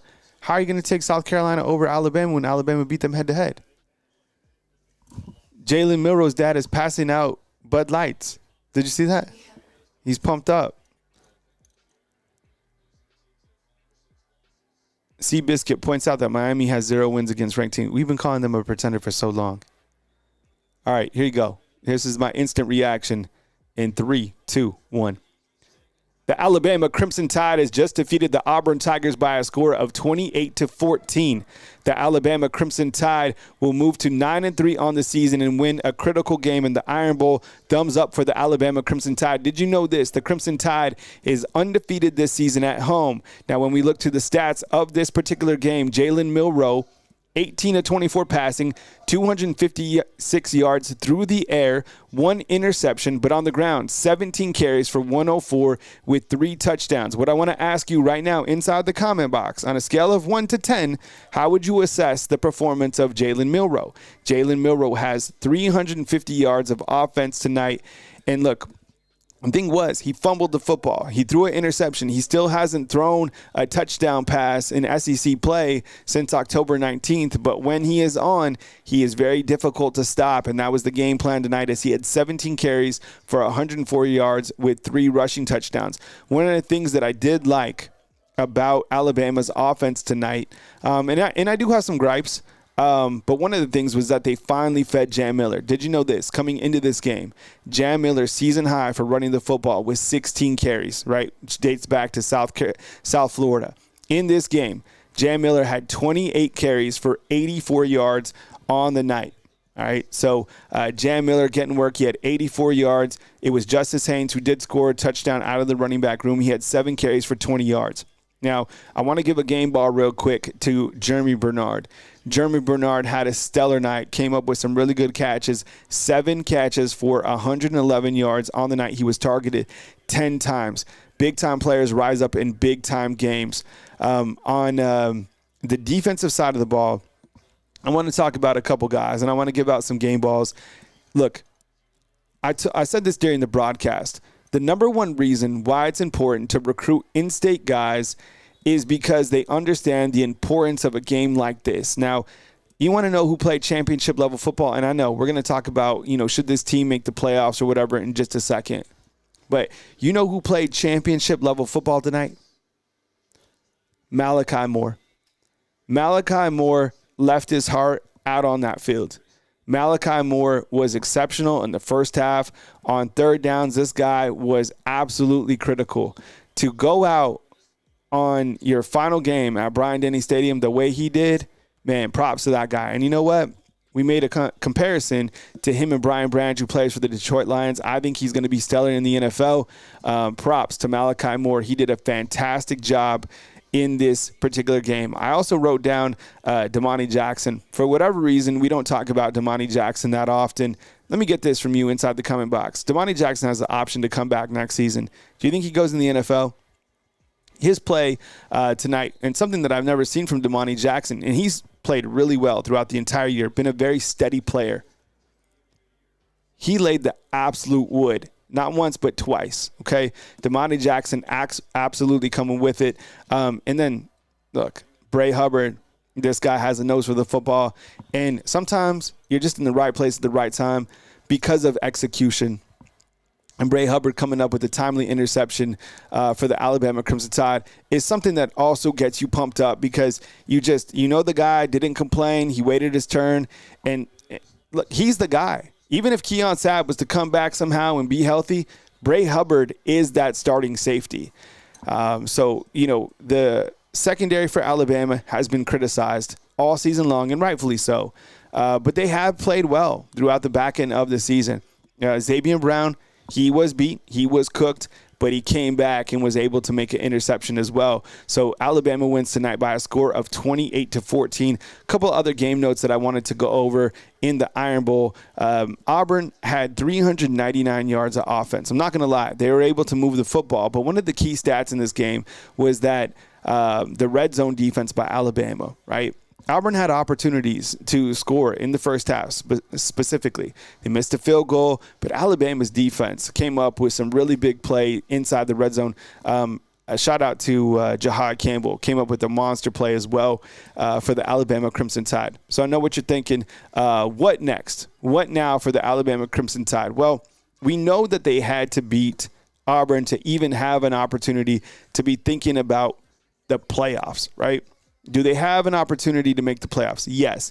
And my question to you, and we're going to talk about this more going forward, do you think that this team deserves to make the playoffs? Yes or no? And then think about this too. Do you think that they will make the playoffs now because Clemson lost? Well, remember this.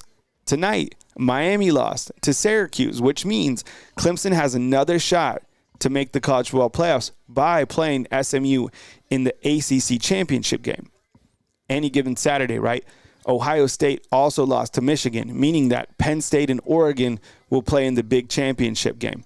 Notre Dame took care of USC, and Tennessee beat Vanderbilt. So I think what it comes down to, when all things are said and done, I think it's going to be between Alabama, and I think it's going to be between SMU and Miami. Or because I think if Clemson loses to SMU, they're probably out. So, look, they lost 3 games. 2 of them were unranked opponents. I understand that. They do have a win against Georgia, and that is what the committee has been talking about for a long time. That's why it was dangerous to see if Georgia would have lost in 8 overtimes to Georgia Tech, okay?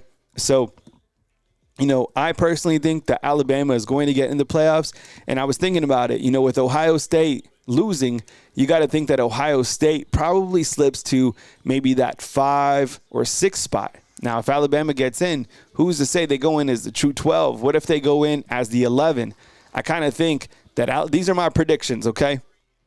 I think Alabama makes the playoffs, and I think Alabama is either the 12 or the 11 seed, and I think Alabama will be on the road in the first round playing either Notre Dame or on the road playing Ohio State. A lot of college football left to play, but I do think that Alabama is in. And here's why. Look, a couple reasons. I think when this team is on, they are absolutely one of the best 12 teams. I get it. It is polarizing to watch this team go up, go down. You don't know what team you're going to get on the field. But I think them beating Georgia is something that the playoff committee continues to talk about. I think the fact that they have Jalen Milroe, who could go feast or famine, is something that they also talk about. And tonight, honestly, it was like a game of feast and famine because he fumbled the ball. Then he would run for a touchdown. Then he fumbled the ball. Then he'd run for a touchdown. So look, celebrate the W. Celebrate this win tonight. And celebrate the fact that Alabama is going to get into the playoffs. All right. They're not going to be left out of the playoffs. And at the end of the day, this is my final thing. At the end of the day, it's about money, okay? Alabama draws massive TV ratings. And this year, because they're up and down, people will be tuning in to see the Alabama Crimson Tide in that first round of the playoffs. And who knows, they could get hot. I'm telling you, maybe they get hot. Everybody's beatable. Everybody. This year, everybody's beatable. You saw Georgia Tech almost beat Georgia. You saw Ohio State lose to unranked Michigan. You just saw unranked Syracuse beat Miami. You know how they used to say any given Sunday? Any given Saturday. Steven, I see you inside the comment box, man. You better wake up, though, man, because your Alabama Crimson Tide just punched their playoff ticket. I appreciate you guys joining me tonight on the Watch Along. Please stay tuned for other videos as they pop off right here on Bama Football on YouTube. I appreciate you. Thank you so much, Elizabeth Reed, for the super chat at the back end. Thank you so much, fam. I'll catch you soon right here on Bama.